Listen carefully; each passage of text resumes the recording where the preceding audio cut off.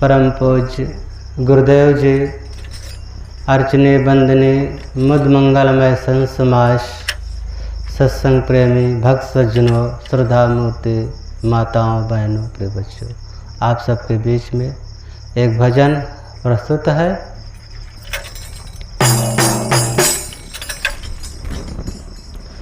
शब धरती कागज करूं, लेखन सब बन राय, सात समुंदर मस करूं, गुरु गुण लिखा न जाए।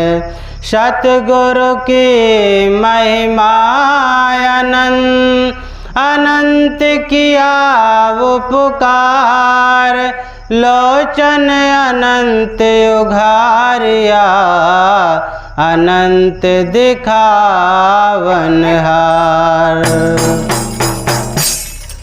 संतन के संग लाग रे तेरी अच्छे बनेगी, संतन के संग लाग रे तेरी अच्छी बनेगी, अच्छी बनेगी तेरी अच्छी बनेगी, अच्छी बनेगी ते अच्छी बनेगी।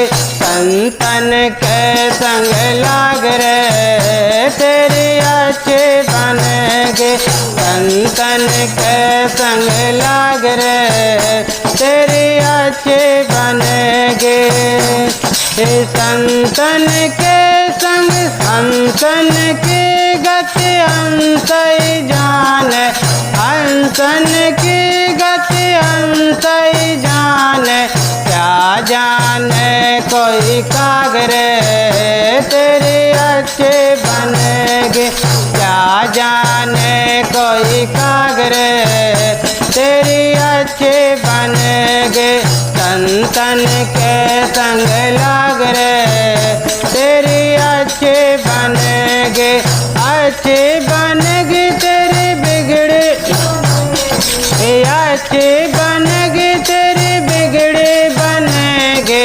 संतन के संग लाग रे तेरी अच्छी बनेगी, संतन के संग लाग रे तेरी अच्छी बनेगी। संतन के संग पूर्ण कमाई, संतन के संग पूर्ण कमाई, होए तेरा बड़ भाग रे तेरी अच्छी बनेगी, होए तेरा बड़ भाग रे तेरी अच्छी बनेगी।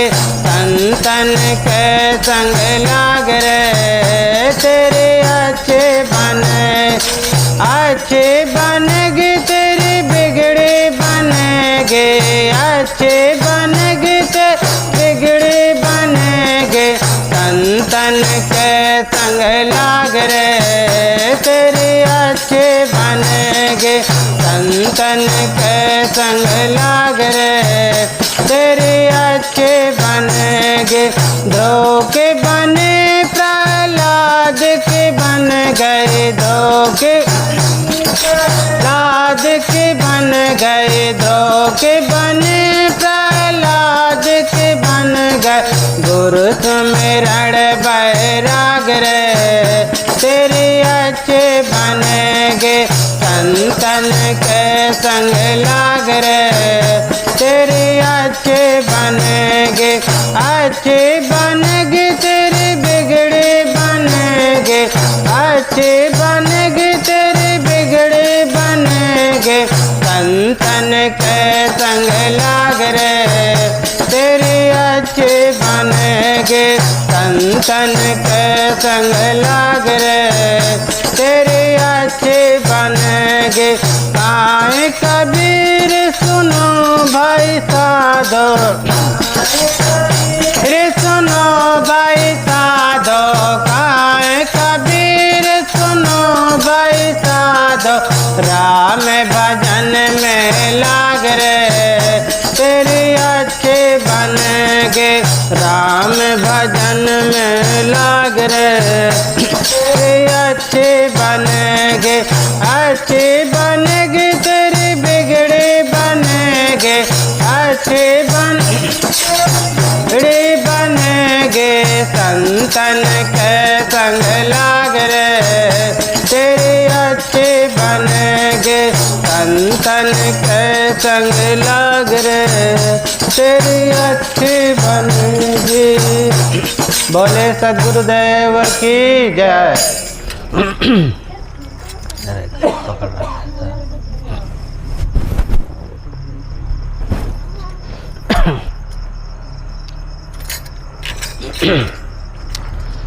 सुमिरन सुरत लगाए के, मुख से कछु न बोल, बाहर का पट बंद कर, अंदर का पट खोल।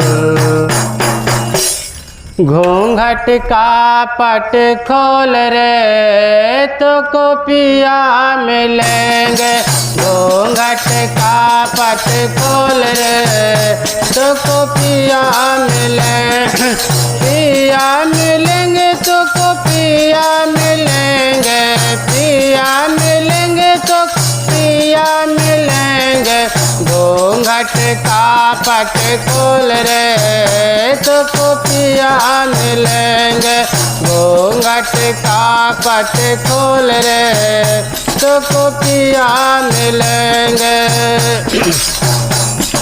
घट घट में वाई साईं बसत है, घट घट में वाई साईं बसत है, कटुक बचन मत बोल रे, तो को पिया मिलेंगे, कटुक बचन मत बोल रे, तो को पिया मिलेंगे, घूंघट का पट खोल रे, तो को पिया मिलेंगे।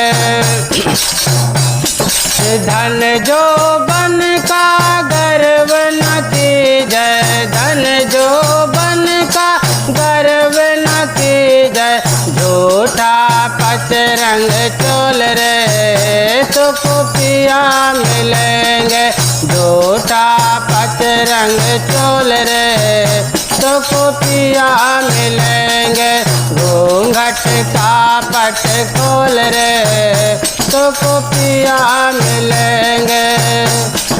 सुन माल में दिया न बार ले, सुन माल में दिया न बार ले, आशा से मत डोल रे, तो को पिया मिलेंगे, आशा से मत डोल रे, तो को पिया मिलेंगे। पिया मिलेंगे, तो को पिया मिलेंगे, पिया मिलेंगे, तो को पिया मिलेंगे, घूंघट का पट खोल रे, तो को पिया मिलेंगे। जोग जुगत से सुन माल में, जोग जुगत से सुन माल में, पी पाए अनमोल रे, तो को पिया मिलेंगे, पी पाए अनमोल रे, तो को पिया मिलेंगे, घूंघट का पट खोल रे, तो को पिया मिलेंगे। काय कबीर आनंद भयो है, काय कबीर आनंद भयो है, बाजत अनहद ढोल रे, तो को पिया मिलेंगे, बाजत अनहद ढोल रे, तो को पिया मिलेंगे, घूंघट का पट खोल रे, तो को पिया मिलेंगे, पिया मिलेंगे, तो को पिया मिलेंगे, घूंघट का पट खोल रे, तो को पिया मिलेंगे, घूंघट का पट खोल रे, तो को पिया मिलेंगे। बोले सद्गुरु कबीर साहिब की जय। अब इसी क्रम में विचार रखने के लिए पूज्य संत श्री राम साहब जी से करबद्ध निवेदन करते हैं कि अपने ज्ञान गंभीर विचारों से हम सबको लाभान्वित करने की कृपा करें। परम आराध्य सद्गुरु अभिलाष देव जी को स्मरण करते हुए परम पूज्य श्री साहिब जी, मंगलमय संत समाज, सम्माननीय सज्जनों और देवियों, आइए आज कुछ हम पारक सिद्धांत पर चर्चा करते हैं, सद्गुरु कबीर साहिब जी की एक साखी के आधार पर। सद्गुरु कहते हैं, भरम का बांधा ई जग, यही विधि आवे जाए, मानुष जन्म पाए के, नर काहे को जहड़ाए। भरम का बांधा ई जग, यह संसार भरम की रस्सी में बंधा हुआ है और इसी के कारण जन्मता और मरता है और ये क्रम चला आ रहा है, अनादिकाल से पीछे से चला आ रहा और आगे चला जा रहा है। भरम में आता और जाता है। साहब कहते हैं कि मानुष जन्म पाए के, नर काहे को जहड़ाए। अरे नर, तू ऐसा बढ़िया मानव जीवन पा करके काहे को भटक रहा है? अरे जरा सोच विचार, अपने लिए रास्ता खोज। कब तक भटकेगा? भटकते भटकते भटकते पीछे का न जाने कितना समय बीत गया। महात्मा बुद्ध ने कहा है, अय भिक्षुओं, अनादिकाल से यह जीव इतना दुख पाया, प्रिय के वियोग से, अप्रिय के संयोग से इतना रोया कि तुम्हारे इन दुखों के रुदन से तुमने जितना आंसू बहाया है, सातों समुद्रों का पानी भी कम पड़ जाएगा। अनादिकाल से इतना यह जीव रोया है और आज भी अभी होश नहीं आ रहा है। जागें, आप तो रोना बंद करें और यूं ही नहीं बंद हो जाएगा, काम करना पड़ेगा। ये मोह की पट्टी जो आंखों में लगी हुई है, हमें कुछ हकीकत दिखता ही नहीं है। न ये शरीर की क्षणभंगुरता दिख रही है और न संसार की स्वार्थपरता दिख रही है और न यहाँ का राग द्वेष मनोविकारों में जलता हुआ हमें अपना जीवन दिख रहा है और न अपनी आत्मा दिख रही है कि ये अजर अमर अविनाशी है, इसके उद्धार के लिए हम सोचें। कुछ नहीं दिख रहा है। ये मोह की पट्टी को हटा दें और जब हटा देंगे तब साफ साफ दिखने लगेगा कि मेरा क्या है, मैं कौन हूँ, मेरा क्या कर्तव्य है और मैं क्या कर रहा हूँ। इसलिए भ्रम से निकलें। बहुत चीज़ों का भ्रम मन में बना हुआ है और भ्रम बना होने से बात समझ में नहीं आती, क्या करना चाहिए क्या नहीं करना चाहिए। और जब समझ में नहीं आती बात तो करना चाहिए था कुछ और कर डालते हैं कुछ। वही कि एक बंदर था और वो बंदर एक नदी के किनारे जामुन के पेड़ पर रहता था और नदी में एक मगरमच्छ रहता था। तो बंदर और मगरमच्छ से मित्रता हो गई तो बंदर ऊपर से कुछ जामुन गिरा देता तो मगरमच्छ खाता और कुछ फल अपनी मगरानी को भी ले जाता। मगरमच्छ की पत्नी वह भी खाती। तो एक दिन वो कहती है कि ये कहाँ से फल लाते हो, बहुत स्वादिष्ट है। कहें हमारा एक मित्र है, जामुन के पेड़ पर वो रहता है बंदर, और वो हमें देता है, हम भी खाते हैं, तुम्हारे लिए लाते हैं। कहा अच्छा, इतना स्वादिष्ट है वो उसका दिया हुआ फल, तो उसका कलेजा ना कितना स्वादिष्ट होगा। तो हमें तो उसका कलेजा लेकर के आओ, हम वो खाएंगे। अब पत्नी को खुश करना था भाई, अब उसका आदेश था, डिमांड थी कि ले आओ। तो मगरमच्छ जो है आया और बंदर से कहता है कि बंदर भैया नीचे से आओ और अपने हाथों से हमें फल दो और फिर हम खाएं। तो कहा ठीक है भाई। बंदर आया नीचे और पेड़ के नीचे बैठा और मगरमच्छ निकला और वो बंदर के पैर को पकड़ लिया और बंदर ने चकमा दिया। सोचा कि वो तो धोखा हो गया, लेकिन तुरंत वो घबराया नहीं, सावधान रहा। कहा अरे भाई तुमको तो पकड़ना चाहिए था मेरा पैर, तुम तो पकड़ लिए पेड़ की जड़। और झट से उसका पैर छोड़ करके मगरमच्छ जड़ पकड़ लिया और बंदर चढ़ गया ऊपर। तब कहता है मैं जान गया, तेरे को मैंने इतना मीठा मीठा फल खिलाया और आज तू मेरी जान लेने के लिए तैयार हो गया है। चल अब आज से हमारी तेरी मित्रता खत्म। तो कहने का भाव यही कि पकड़ना चाहिए था पैर और पकड़ लेते हैं जड़। पकड़ना चाहिए था अपनी अंतरात्मा को, सद्गुण सदाचार को, और पकड़ लिए संसार को, दोष दुर्गुणों को, माया मोह को। सत्य को पकड़ो। हम लोग सद्गुरु कबीर साहिब के विचारधारा के अनुयायी हैं। कबीर एक ऐसे महापुरुष हुए हैं जिन्होंने संसार में सत्य का दिग्दर्शन कराया। उन्होंने किसी प्रकार से भ्रम, अंधविश्वास, आडंबर में, झूठ मूठ में किसी को नहीं फंसाया। उन्होंने किसी को धोखाधड़ी का काम नहीं किया, ना वो धोखा खाए और ना धोखा किसी को दिए। लोगों ने तो बहुत उनको परेशान करना चाहा, लेकिन वे दिव्य दृष्टि वाले थे। दिव्य दृष्टि का मतलब कोई अलग से अलौकिक दृष्टि नहीं होती है।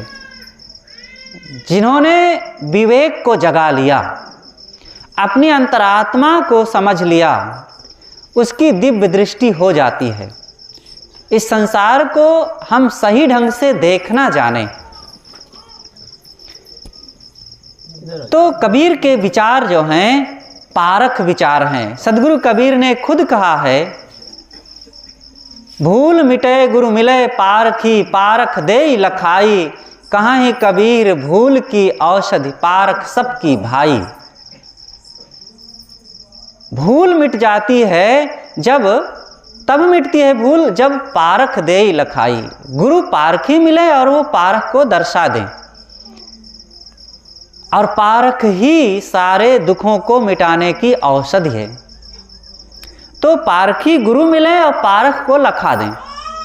पारखी गुरु का मतलब होता है कि जो हमें अंधविश्वासों से निकाले, शरीर संसार के मोह से निकाले, मनोविकारों से निकालने के लिए बताए और अंतर आत्मा का ज्ञान दे दे, वही पारखी है।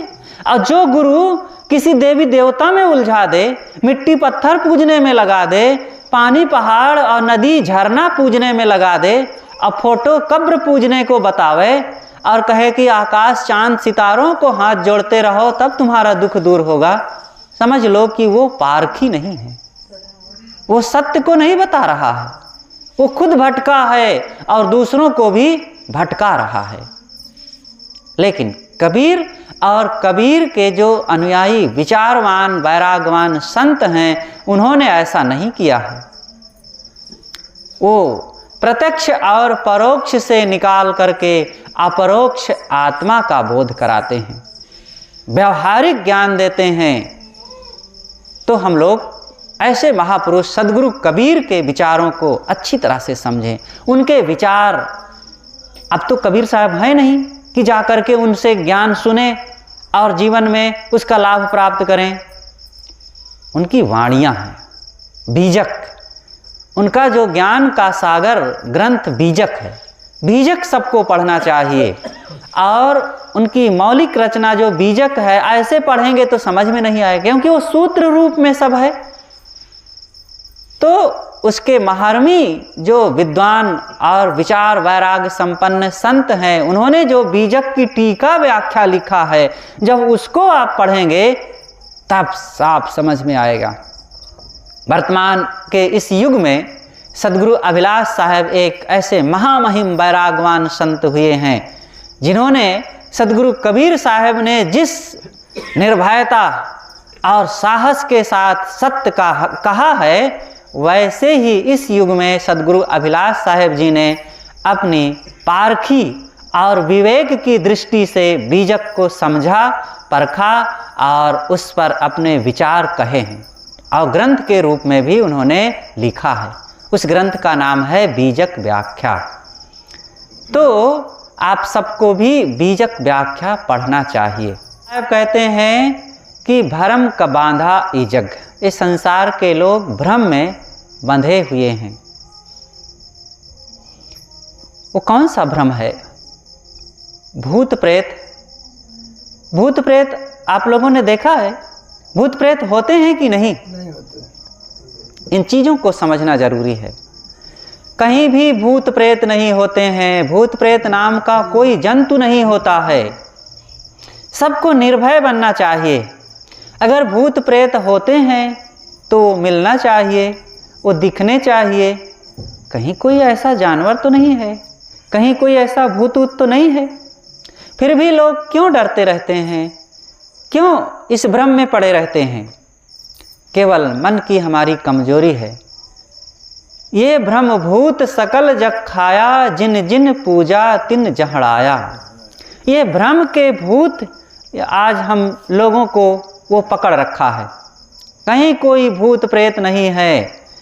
कहीं भी इस भ्रम में हमें भटकने की ज़रूरत नहीं है, बल्कि निर्भय बनो, बहादुर। अगर भूत हैं तो वो मिलें। उनके रहने की जगह, उनके खान पान की जगह और उनका व्यापार व्यवसाय क्या है, उनका रूप रंग क्या है, कुछ तो पता चलना चाहिए। बस ऐसे मान्यताओं में लोग बहते चले जाएंगे। ऐसा कुछ भी नहीं है।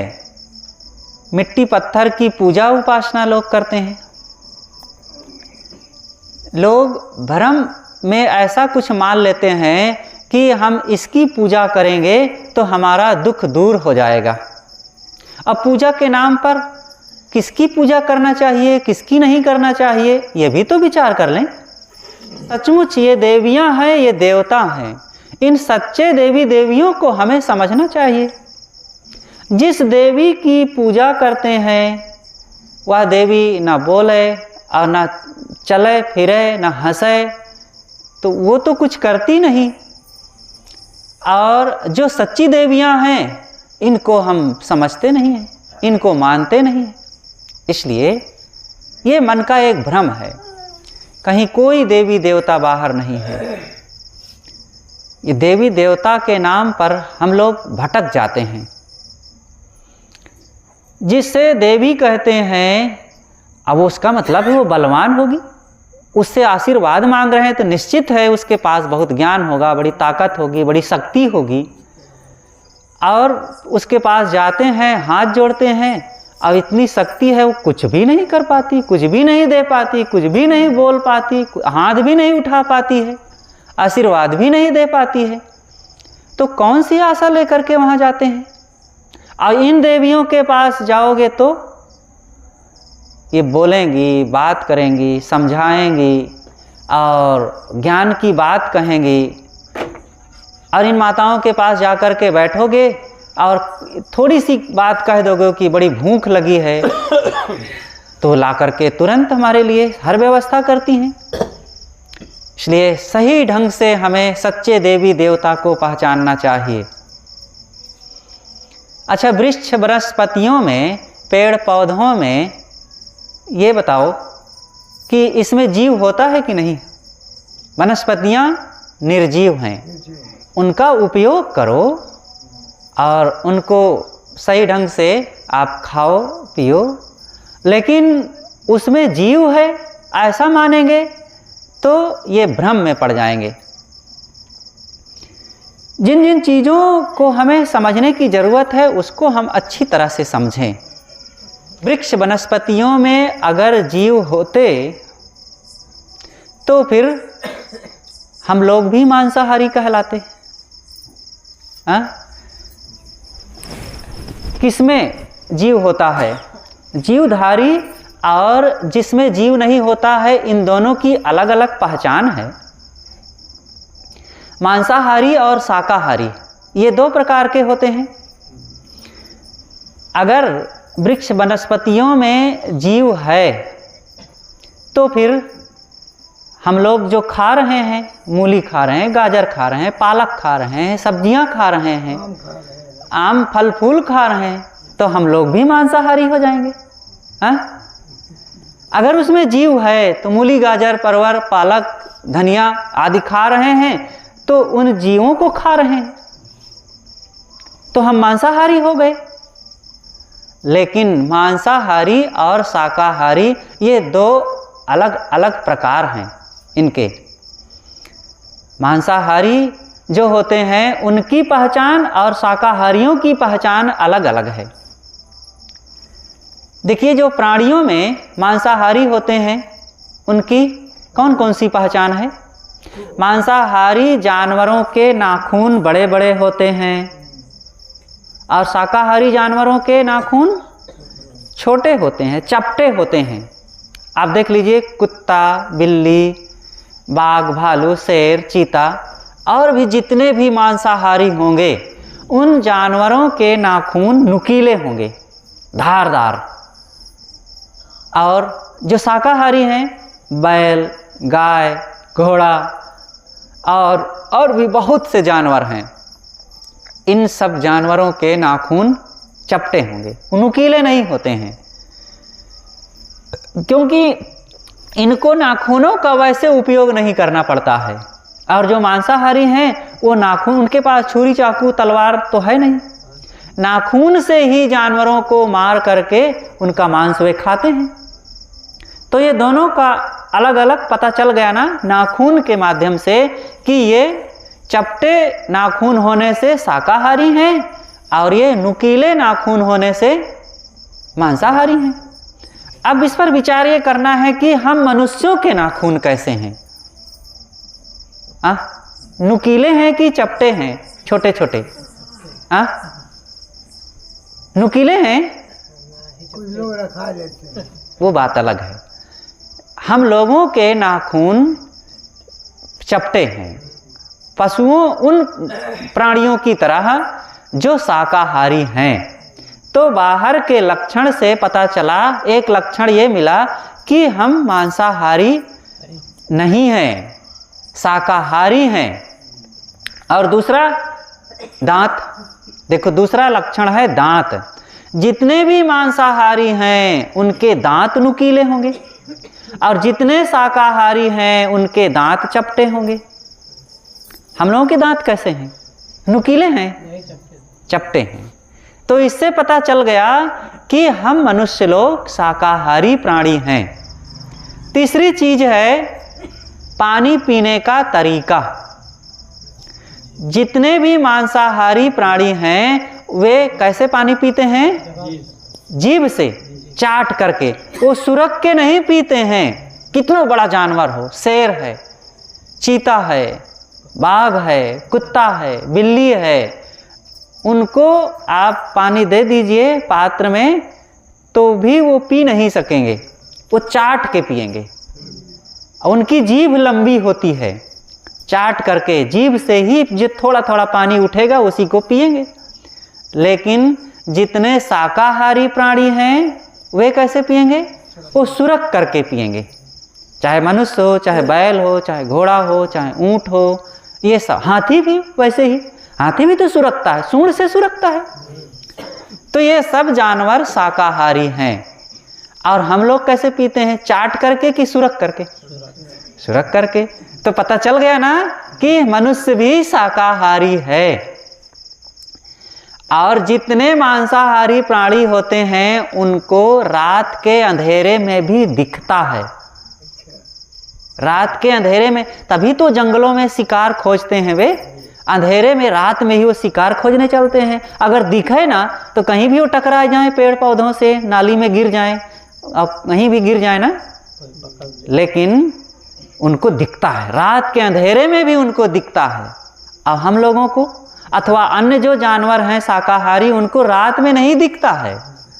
बैल, गाय, घोड़े, गधे, इनको रात में नहीं दिखता है, इसीलिए ये रात में शिकार नहीं करते हैं, चारा नहीं चरने के लिए जाते हैं, दिन में ही ये खाते हैं। और मांसाहारी वो दिन में विश्राम करते हैं और रात में निकलते हैं। और हम लोगों को रात में दिखता है कि नहीं, अंधेरे में नहीं दिखता है। तो इससे पता चला कि हम लोग शाकाहारी हैं। और मांसाहारी प्राणियों को पसीना नहीं आता है। कोई भी मांसाहारी प्राणी होगा उसको पसीना नहीं आता है। और शाकाहारी जितने जानवर हैं उनको पसीना आता है, उनको पसीना आता है। अब आप लोगों को पसीना आता है कि नहीं? आता है। तो इससे भी पता चल गया कि हम लोग शाकाहारी प्राणी हैं। और शरीर के अंदर की रचना जो है आंतों की, जितने भी मांसाहारी प्राणी होंगे उनकी आंतें छोटी होती हैं, ताकि वो मांस को खाएं जल्दी से एग्जॉस्ट कर दें, निकाल दें, डिस्चार्ज कर दें, पचा सकें। और शाकाहारी प्राणियों की आंत लंबी होती है, वो धीरे से निकलता है शरीर में, वो पचते हुए धीरे धीरे ऊर्जा देते हुए तब वो डिस्चार्ज होता है। हम लोगों की भी वही बात है, लंबी आंत होती है। और भी कई ऐसे लक्षण होते हैं।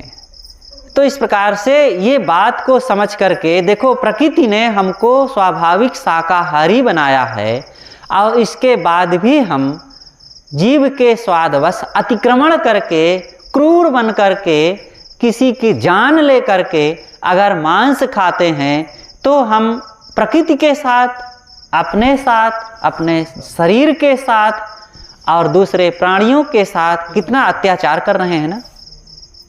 इसलिए हम अगर न्याय नीति को ना समझ सकें तो कम से कम अपने प्रकृति को तो समझें। देखिए, मांसाहारी प्राणियों को कभी भी मांस को पका करके तेल, मसाला, हल्दी, मिर्चा डाल करके खाने की जरूरत पड़ती है क्या? अब मनुष्य को बड़ा टिटिम्मा करना पड़ता है तब मांस खा सकता है, और इसे खा ले तो 2 दिन में उसकी दुर्गति हो जाए।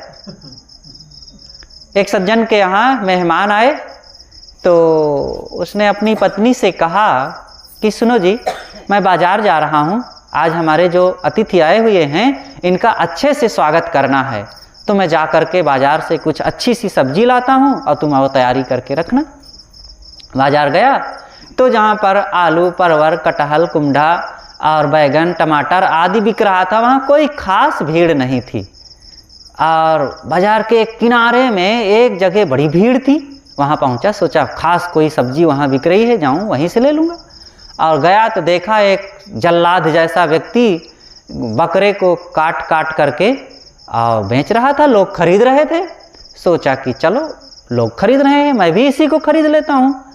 और वो खरीद लिया 1 किलो और कहा कि भाई देखो, कभी इसको बनाया नहीं, ना मैं बनाया ना मेरी पत्नी बनाई, कैसे इसको बनाया जाता है जरा बता दीजिए। कहा अरे भाई देखो, इतना मिर्चा, इतना नमक, इतना तेल, हल्दी, नमक, मसाला आदि डाल देना और पका देना, तैयार हो जाएगा। कहा देखो भाई, मैं तो बना नहीं पाऊंगा, मुझे बनाना भी नहीं है, मेरी पत्नी बनाएगी। ऐसा करो, एक कागज में लिख करके दे दो ताकि इसी नियम से बना लेंगे हम। तो कहा तुम भी यार कैसे आदमी। अच्छा ठीक है, अपने ग्राहक को कोई ऐसे नहीं निराश होकर लौटने देता। तो कागज में फटाफट लिख दिया और एक हाथ में कागज का पर्चा और एक हाथ में जो खरीदा था उसकी थैली ले करके चला आ रहा था खुशी के मारे, आज ऐसी चीज़ खिलाऊंगा अपने मेहमान को। और रास्ते में एक बाज पक्षी बड़ा सा ऊपर आकाश में मड़रा रहा था, देखा कि ये थैली में कुछ मेरे लायक चीज़ है और एक ही झपट्टे में उसकी थैली को छीन ले गया। अब ये महाशय पर्चा को हाथ में पकड़े और दिखाते हुए जोर से चिल्लाए, करे अरे तू खाएगा तो कैसे खाएगा, उसको बनाने की विधि पर्चा तो मेरे हाथ में ही है, तू खाएगा तो कैसे खाएगा। अब सोचो, एक गिद्ध को, एक चील को क्या पर्चा की जरूरत है? अरे उसका तो स्वाभाविक आहार है। लेकिन मनुष्य को बड़ा झंझट अपना करके तब वो खाता है। इसलिए हम मनुष्यों को ऐसी घृणित गंदी चीज़ों से सदैव बच के रहना चाहिए। अपनी इंसानियत को, अपनी मानवता को और अपने शरीर के इस स्वभाव को, बनावट को ध्यान में रख करके हम इंसानियत की राह पर ही चलें। और देखो, हमारे महापुरुषों ने भी बताया है कि जीव मत मारो बापुरा, सबका एक प्राण, हत्या कबहू न छूटी है जो कोटिन सुनो पुराण। दुनिया के किसी भी मत पंथ संप्रदाय के विचारक होंगे, वे सब के सब रोकते हैं कि किसी भी प्राणी की जान मत लो, किसी की हिंसा ना करो, किसी की हत्या ना करो, दया करुणा का पालन करो। लेकिन हम लोग जीव के स्वादवश और किसी सिरफिरे आदमी के कहने वश हम ऐसी चीज़ों को खाने पीने लग जाते हैं। अपने जिंदगी से, अपने मन से दया, क्षमा, प्रेम, करुणा को तिलांजलि दे देते हैं। ये बहुत गलत बात है। इसलिए इन चीज़ों से सदैव बच करके रहना चाहिए। दयालु बनो, जीवों की रक्षा करो, और सबकी आप ना रक्षा कर सको तो कम से कम अपने से तो मत मारो, किसी को तो ना कष्ट दो। आज ही हम अभी घूमने गए तो हमारे पूज्य साहब जी एक बात सुना रहे थे कि एक बधिक था और एक गाय को खदेड़ा और गाय भाग गई और वो देख नहीं पाया किधर भागी। तलवार लिए चमचमाती हुई आगे बढ़ा तो रास्ते में देखता है कि एक साधु बैठे हुए हैं और उनसे पूछता है वो बधिक कि मैंने गाय का पीछा किया है, गाय को मुझे मारना है, क्या मेरी गाय इधर गई है? तो साधु विचार करते हैं कि अगर मैं कह देता हूँ कि हाँ इधर गई है तो ये जा कर के मार डालेगा, और कह देता हूँ कि नहीं गई है इधर, मैं नहीं देखा हूँ, तो ये झूठ हो जाएगा। तो इसी में उधेड़ बुन करते हुए एक क्षण में तुरंत ऐसे हाथ उठा दिया, ना बोला और ना कुछ उंगली से संकेत किया, लेकिन हाथ उठा दिया ऐसे। तो वो समझ गया कि यह बता रहा है कि गाय इधर गई है, और वो दौड़ा और आगे गाय मिल गई। और गाय मिल गई तो अपनी तलवार से गाय को काट दिया, मार डाला। तो कहा जाता है कि थोड़े समय के बाद वो बधिक भी मर गया, इधर साधु भी मर गया। साधु मर करके फिर से साधु हुआ और वहीं पर एक कुटी बना करके रहने लग गया। और जो गाय थी वहीं पर वो एक लड़की बन करके पैदा हुआ, और जो शिकारी था एक लड़का बन करके कहीं पैदा हुआ। और थोड़े दिनों में वो लड़की और लड़का एक दूसरे से शादी हो गई। तो वो जो लड़की गाय लड़की बन गई थी, और जब इस साधु को देखा तो ये भी जवान साधु, तो लड़की कहती है कि मैं तुमसे प्यार करती हूँ, तुम मुझसे शादी कर लो। तो साधु कहता है नहीं नहीं, बड़ी बदनामी हो जाएगी, लोग क्या कहेंगे, मैं तो साधु हूँ। तो लड़की कहती है अरे क्या होता है, कोई नहीं कुछ कहेगा। कहे नहीं, तेरी शादी हो गई है और तेरा पति क्या कहेगा, अब मैं तुझसे कर लूँगा शादी। तो कहें अच्छा ऐसी बात है, तुम्हें उसका डर है, तो मैं ठीक कर देता हूँ, मैं रास्ता साफ कर दूंगी। और गई वो लड़की और अपने उस पति को काट दी, तलवार से काट दी, और वो मर गया। तो अब इस साधु के पास गए थे, अब हमारा तुम्हारा रास्ता साफ हो गया है, अब चलो हमारे साथ शादी कर लें। तब साधु कहता है नहीं नहीं, मैं तो शादी नहीं करूँगी, अब मुझे लोग क्या कहेंगे, अगर मैं शादी कर लूँगा तो मेरी बहुत बदनामी हो जाएगी। तो वो राजा के पास पहुँच गई और राजा से कही कि देखो ये वचन दिया था कि तुम शादी किए हो, रास्ता साफ हो जाए तभी मैं कर सकता हूँ, अब ये मुकर रहा है। तो राजा ने पकड़वाया उसको कहा बात तो ये गलत है कि साधु को शादी करना तो गलत है, लेकिन तुमने वचन दिया है इसको, तो वचन देने के परिणाम में तो दंड भोगना पड़ेगा। तो इसलिए राजा ने उस साधु का एक हाथ कटवा दिया, हाथ कटवा दिया। और अब इधर क्या हुआ, देखो सबको अपना अपना कर्म फल मिल गया। साधु हाथ उठाया था तो उसका हाथ कट गया, और उस शिकारी ने उस गाय को काटा था तो गाय लड़की बन करके उसका गला काट दी, और गाय वो लड़की, और वो लड़की बनी भी सही रही तो अपने ढंग से दुख पाई होगी।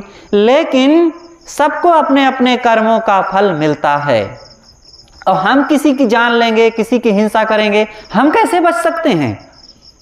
इसलिए सदैव सही मार्ग पर चलो। ये थोड़े दिन का जीवन है, और इसकी रक्षा के लिए, इसके स्वाद के लिए हम किसी की हत्या कर दें, किसी की जान ले लें, किसी की ज़मीन हड़प लें, किसी का रुपया हड़प लें, किसी का अपमान कर दें, किसी को दुख दे दें, तो ये चलो थोड़े समय के लिए हमें कुछ फ़ायदा हो सकता है। किसी से मान सम्मान मिल जाए, थोड़ी सी ज़मीन मिल जाए, थोड़े से पहनने खाने पीने की चीज़ें मिल जाएगी, लेकिन ये चीज़ें छूट जाएंगी, ज़मीन छूट जाएगी, लोग छूट जाएंगे, समय बदल जाएगा, और हमारा शरीर भी छूट जाएगा। लेकिन इन प्राणी और पदार्थों की परिस्थितियों से किए गए कर्मों के जो संस्कार बने हैं, वो हमें आज तथा आगे इस जिंदगी में और आगे भी उस आत्मा को जहाँ जाएगी उसको दुख पर दुख भोगते रहना पड़ेगा। इसलिए सज्जनों, किसी भी कारण से, ना अपने लिए ना अपनों के लिए, कभी भी किसी को दुख मत दो, कभी भी अपराध मत करो, कभी भी पाप ना करो, नहीं तो ये पाप आपके गले मर जाएंगे और कभी चैन नहीं पाओगे। इसलिए सदैव सदाचार सदकर्मों में लग करके अपने जीवन को बिताओ। आज ही तो ये कमाई करने का अवसर है। जैसे कोई परदेश गया हो और धन कमाने के लिए गया हो, और धन ना कमा करके गपबाजी करे, ताश खेले, घूम टहल करके जो पैसा ले गया सब खत्म करके और फिर भीख मांगे इधर उधर, और ठोकरे खाए जगह जहाँ तहाँ, और टुकड़ा पर पलता रहे, तो उस व्यक्ति को क्या कहेंगे? ऐसे ही हम लोग इस परदेश में आए हुए हैं कुछ ज्ञान भक्ति सद्गुण सदाचार कल्याण और मुक्ति का धन कमाने के लिए, और यहाँ आकर के और हम जौन कुछ सद्गुण सदाचार के कर्मों के धन लेकर के आए उसको तो खत्म कर दिए जी करके, और यहाँ पाप अनर्थ दुर्गुण दुराचार कमा लिए। अब कुत्ता बिल्ली बन करके टुकड़ों पर पलेंगे और मारे पीटे काटे छेदे भूंजे जाएंगे, और यही हो रहा है संसार में ना। इसलिए सभी सज्जनों और देवियों से निवेदन है कि जीवन को सद्गुणी बनाओ, सदाचारी बनाओ, पवित्र बनाओ, ना गलत खान पान करो, और ना कभी अंडा मांस शराब आदि की तरफ जाओ, ना दुर्व्यसन करो। कोई भी दुर्व्यसन नहीं होना चाहिए।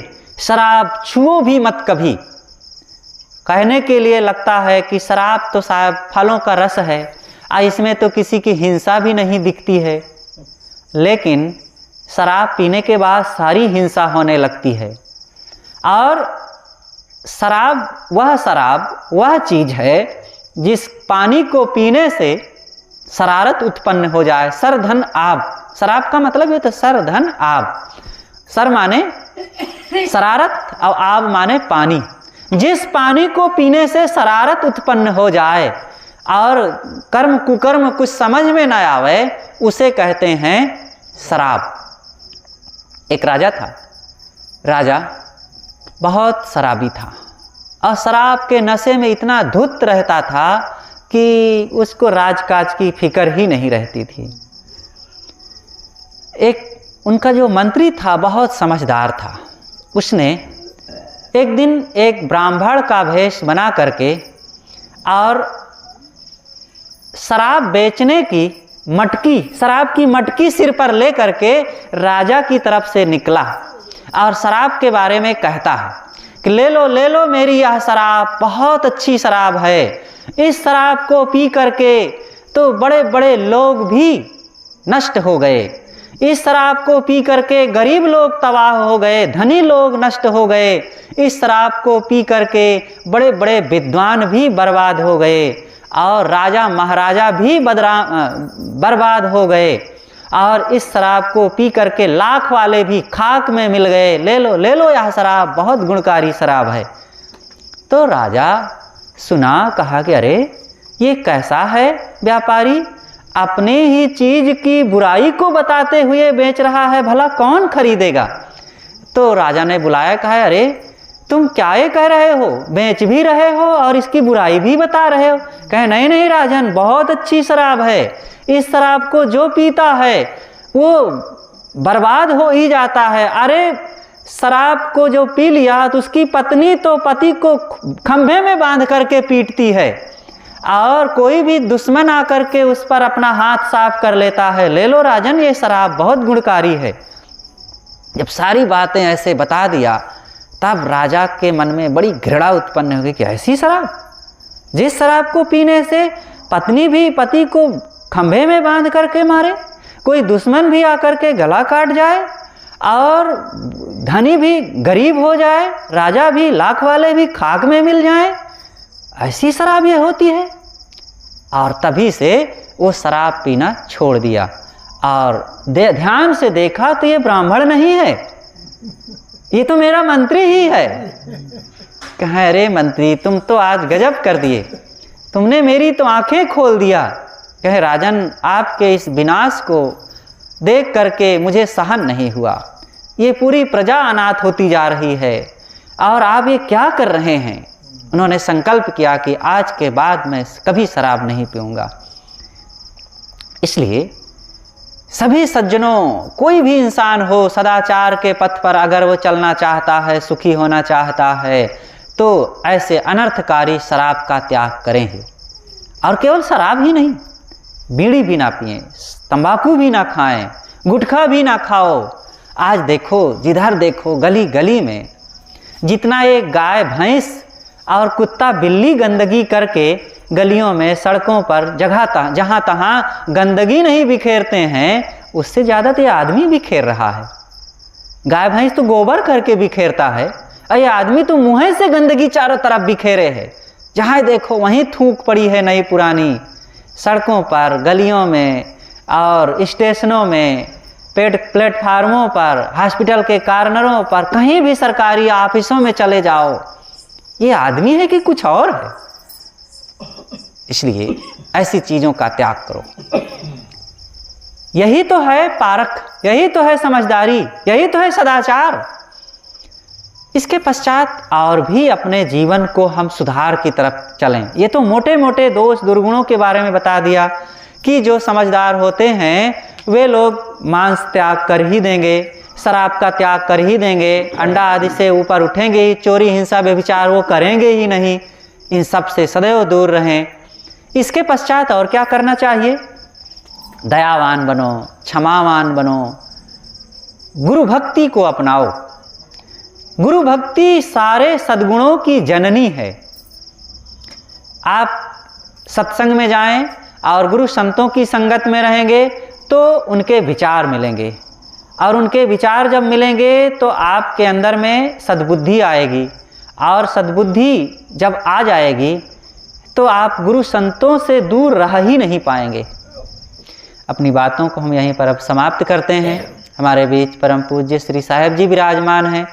आपसे करबद्ध निवेदन है कि अपने कल्याणकारी विचारों से हम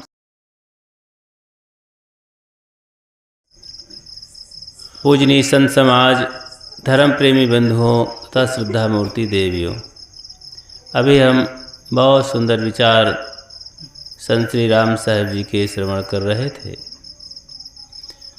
थोड़ी सी चर्चा व्यवहार और परमार्थ पर करने का प्रयास है। अब सब लोग ध्यान देंगे। सदगुरु कबीर कहते हैं, करहु विचार तो सब दुख जाई, परिहर झूठा केर सगाई। करहु विचार तो सब दुख जाई, कर विचार विकार परिहर, बिना विचारे जो करे।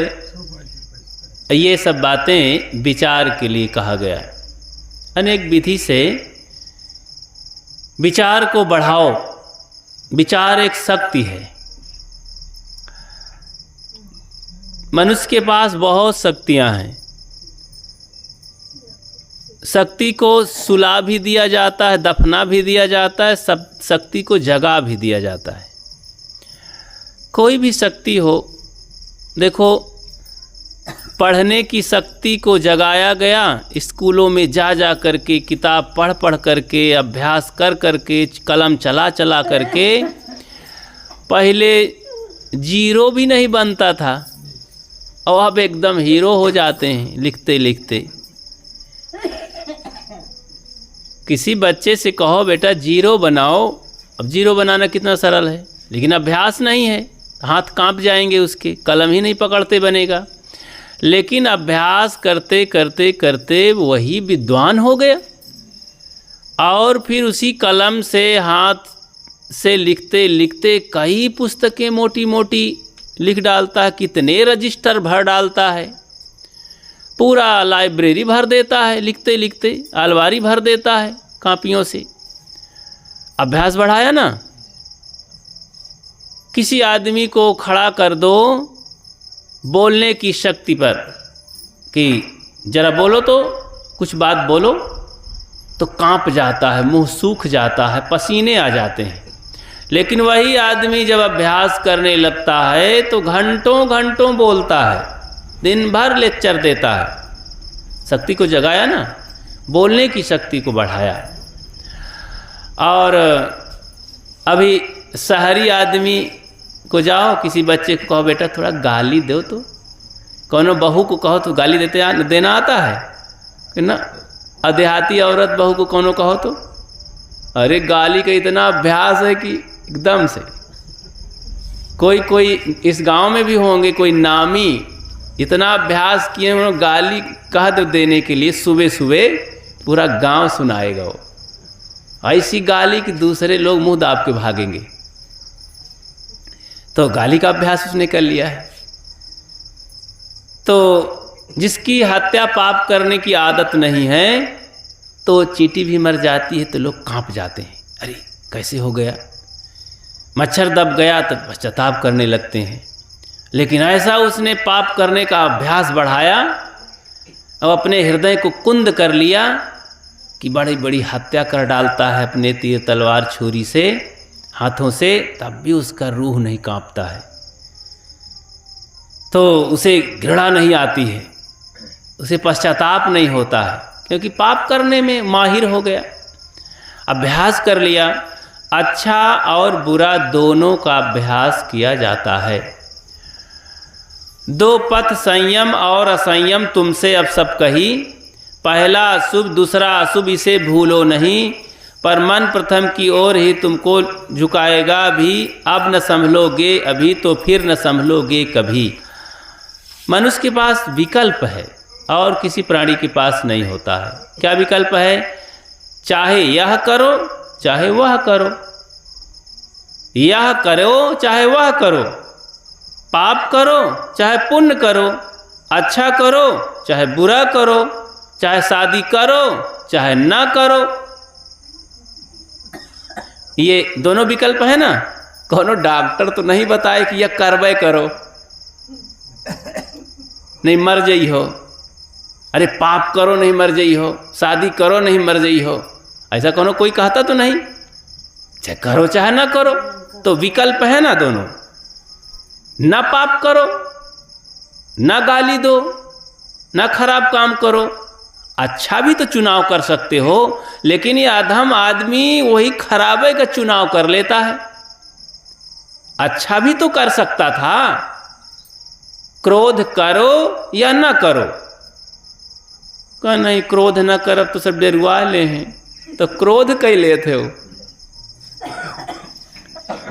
एक बहू थी, वो लड़की भक्त घर की थी, तो उसने अभ्यास कर लिया कि गाली नहीं दूंगी, मैं सहन करूंगी। सहने का अभ्यास बढ़ा लिया।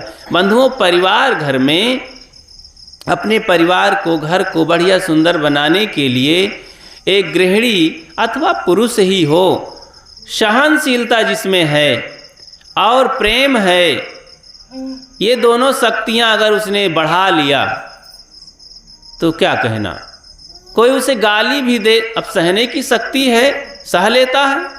कोई मार भी दे, सह लेता है। कुछ नुकसान कर दिया किसी ने, सह लेता है। सहन करने की शक्ति है और धैर्य रखता है। तो वो बहू जब शादी होकर घर में आई, बहू बन गई किसी की, तो संयोग की बात उसकी सास रोने लगी। तो हे माता जी, मेरे आने से आपको दुख हो गया। अरे कहीं नहीं बेटी बहू रानी, हमारे गांव की ये रीत है, ये बड़ी बदमाशीन है। गांव में बड़ी सांपिन ही वो सबको गाली देती है। इतना चंट है कि वो घर घर गाली देती थी। तो गांव वाले पंचायत करके बांट लिए हैं कि भैया महीना मत, ये 30 घर का पुरवा है, तो एक एक घर में गरियावा करे, सब का नहीं समेट के। तो कहाँ आज हमारे घर की पारी है, वह अवतय हो ही है। वहीं सुबह दिन निकलने के पहले ना जाती है। कहाँ मैं रो रही हूँ कि आज हमारी बहू आई है, रात बीती है, सुबेर ये हो जाते पहला सुबेर। अब बहू, अब औरत आए कि गरियाई तो का कहिए जा करके अपने मायके में, इसीलिए रो रही हूँ। कहे माता जी यही बात है? कहे हाँ बिटिया। कहे मैं देख लूँगी, आप चुप रहिए। अरे कहाँ वो बहुत फूहर गारी देती है कि किसी से सहा नहीं होता है। न जानी कौने कौने जानवरों का नाम लेती है, क्या क्या नाम लेती है, ऐसा वैसा कहती है, किसी से सहा नहीं होता है। तलवार सह ले लेकिन उसका गाली नहीं सही होती। अरे कहे माता जी आप निश्चिंत रहिए, मैं देख लूँगी उसे। कहा अच्छा। कहा तब तो बिटिया कोई बात नहीं बहू रानी। सास में कुछ दम आए गए, इतने में आ गई। फिर अरे आ गई तो फिर क्या कहना, गाली देने लगी। दरवाज़ा बंद कर लिया बहू रानी, अभी बंद था। तो सास ने बता दिया कि आ गई बहू रानी। कैसे करोगी अब? अरे कहे माता आप चुप रहिए, आप ना सुनिए, चलिए भीतर, मैं चलूँगी। दरवाज़ा के पास आके बहू खड़ी हो गई। जरा सा दरवाज़ा से सांस से उसकी साड़ी दिखती थी और वो हाथ उठा उठा करके, उछल उछल करके गाली देने लगी। तो गाली देती रही, थक गई और उसका मुंह सूखने लगा, मुंह में फेन आ गया। तब बहू दरवाज़ा खोल के एक बार झांक लिया, तब फिर जोर से उठ के गाली देने लगी और देते देते फिर गिर गई पड़ाक से ज़मीन में। तब बहू रानी अंदर से बढ़िया मीठा मीठा शरबत बना के लाई कि बहन जी लीजिए, पी लीजिए और गाली दीजिए, अपना काम चालू रखिए, बंद ना करिए, बहुत मेहनत करती हैं आप।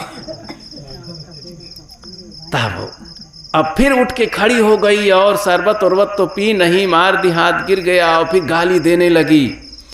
तो देते देते फिर दूसरा शरबत गिलास का लाया। फिर कहा अरे बहन जी पी लीजिए, आपका दिल ठंडा रहेगा, मुंह बढ़िया रहेगा, तो आप और अच्छे से गाली दे सकेंगी। तो पी लिया, उसका मुंह ताकने लगी, मीठा मीठा मुंह लगा। तो उसके अंदर कुछ संवेदना हुई, लेकिन फिर गाली देने लगी। चुपचाप हाथ जोड़ती रही कि ठीक है बहन जी, बहुत अच्छा आप कर रही हैं, क्या बढ़िया कमाल है, आप फर्स्ट नंबर में हैं इस गांव में। तो इस तरह वो देते देते एकदम हताश हो गई, उसकी जुबान न खुलने लगी। और फिर धीरे से वो बैठ गई वहीं, निहारने लगी फाड़ फाड़ करके आँखें कि तू कैसी इंसान है। मैं इतने दिनों से इस गांव में गाली देती हूँ, मेरे गाली के सामने कोई टिक नहीं सकता है। लाठी डंडा के सामने तो लोग टिक जाते हैं, पर गाली के सामने मेरे कोई टिकने वाला नहीं था, सब घर छोड़ करके भाग जाते हैं। लेकिन तू कैसी लड़की है, तू कैसी बहू है? कहीं नहीं बहन जी, तो आप गाली दीजिए, मुझे बहुत अच्छा लगता है आपकी गाली। तो ऐसा तो मैंने कभी सुना ही नहीं, आज पहली बार सुन रही हूँ। वो हार गई, चरण पकड़ लेती है उस लड़की की कि आपने मुझे हरा दिया, आज मैं हार गई, अब आज से संकल्प लेती हूँ कि गाली कभी नहीं दूंगी। मुझे पता नहीं था कि ऐसा भी कोई इंसान हो सकता है। तब वो बहू उसे समझाती है कि बहन कितना जीवन अच्छा मिला है और आप ऐसा करके गांव वालों को दुख देती हैं, क्या आपकी ये जिंदगी दुख देने के लिए पैदा हुई हो तुम? इसी मुख से कितने मीठे मीठे सुंदर सुंदर कविताएं सुना सकती हो, गीत गा सकती हो, बाणी बोल सकती हो। बाणी में कितना दम होती है, इसी से घाव हो जाता है, इसी से घाव भर जाता है, इसी से रुलाई आती है, इसी से हंसाई आती है। और आप गाली दे के सबको रुलाती हैं, स्वयं रोती हैं, तड़फती हैं। बोलिए इससे आपका क्या फ़ायदा होता है बहन? मुझे तो ऐसा कुछ नहीं लगता है। आप बहुत बड़ा पाप करती हैं, ज़िंदगी को ऐसे ही जानवर से बदतर ज़िंदगी आप बिता रही हैं। आपका कोई सम्मान नहीं इस गांव में, सभी लोग आपको देखकर थू थू करते हैं, अपमान करते हैं, और आप ऐसा करती हैं? जरा सोचती नहीं है? विचार करो। सदगुरु कबीर का ऐसा विचार है कि सबको विचार अच्छे अच्छे ज्ञान गुण बांटना चाहिए, तुम सबका अपमान कर रही हो। वो चरण पकड़ लिया कि बहू आज आपने मेरी आंखें खोल दिया। मैं तो आज तक यही अभ्यास कर लिया, बिना मुझे किए गाली दिए चैन ही नहीं पड़ती थी। आज से मैं गाली देने को त्याग करती हूँ और सुधर गई।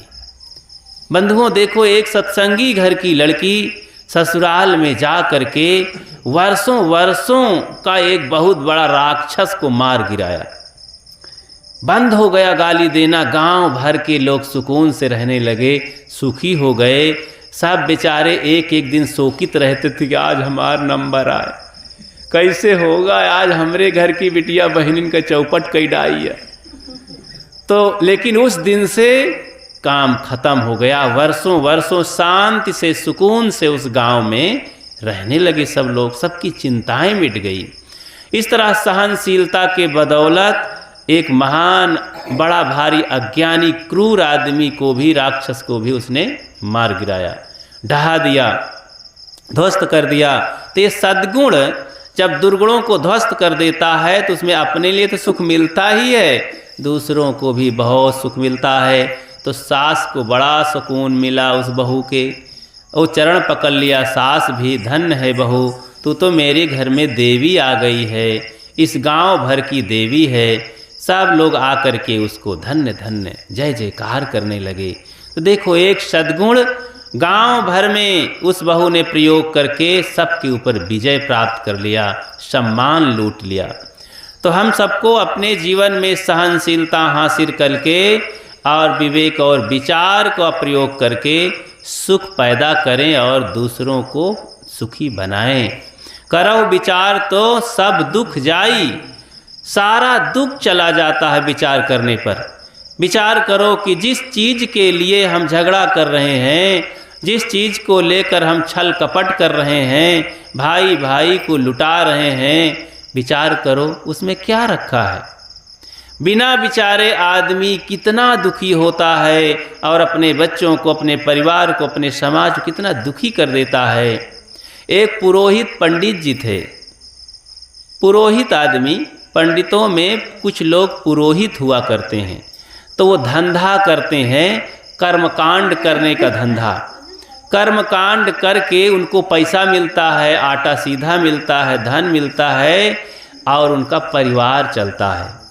इस तरह पुरातन से, सदियों से वे कर करके इतना क्रूर हो गए, इतना लोभी लंपट हो गए कि समाज को गिरा दिया, चौपट कर दिया। उन पुरोहितों ने समाज में इतना अंधविश्वास फैलाया, इतना लोगों को गिराया, नीच बना दिया कि आदमी को कुत्ता बिल्ली की तरह जीने के लिए मजबूर कर दिया। आदमी की कोई वैल्यू उन्होंने नहीं रखी। इस पुरोहिताई के चक्कर में इतना कर्मकांड, इतना अंधविश्वास झोंक दिया दिल में कि आज भी उनके चंगुल से कोई निकल नहीं पाते हैं। और वे नाना प्रकार के उद्दंडता में, कर्मकांड में, अंधविश्वास में, शकुन अशकुन में, टोना टम्मर में, गोबर माटी में और कर्मकांड में फंसा देते हैं। तो वो यहाँ तक कि वो किसी को छोड़ते नहीं, लोभ बस।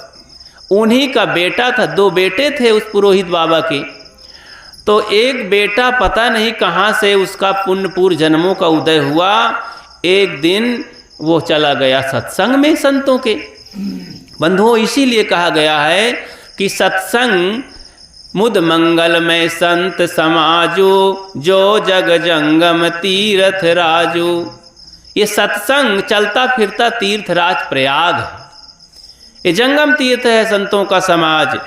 इसीलिए तो कहा गया है कि संत के बराबर मिल जाए तो कोई सुख नहीं है, नहीं दरिद्र सम दुख जग माही, और संत मिलन सम सुख कछु नाही।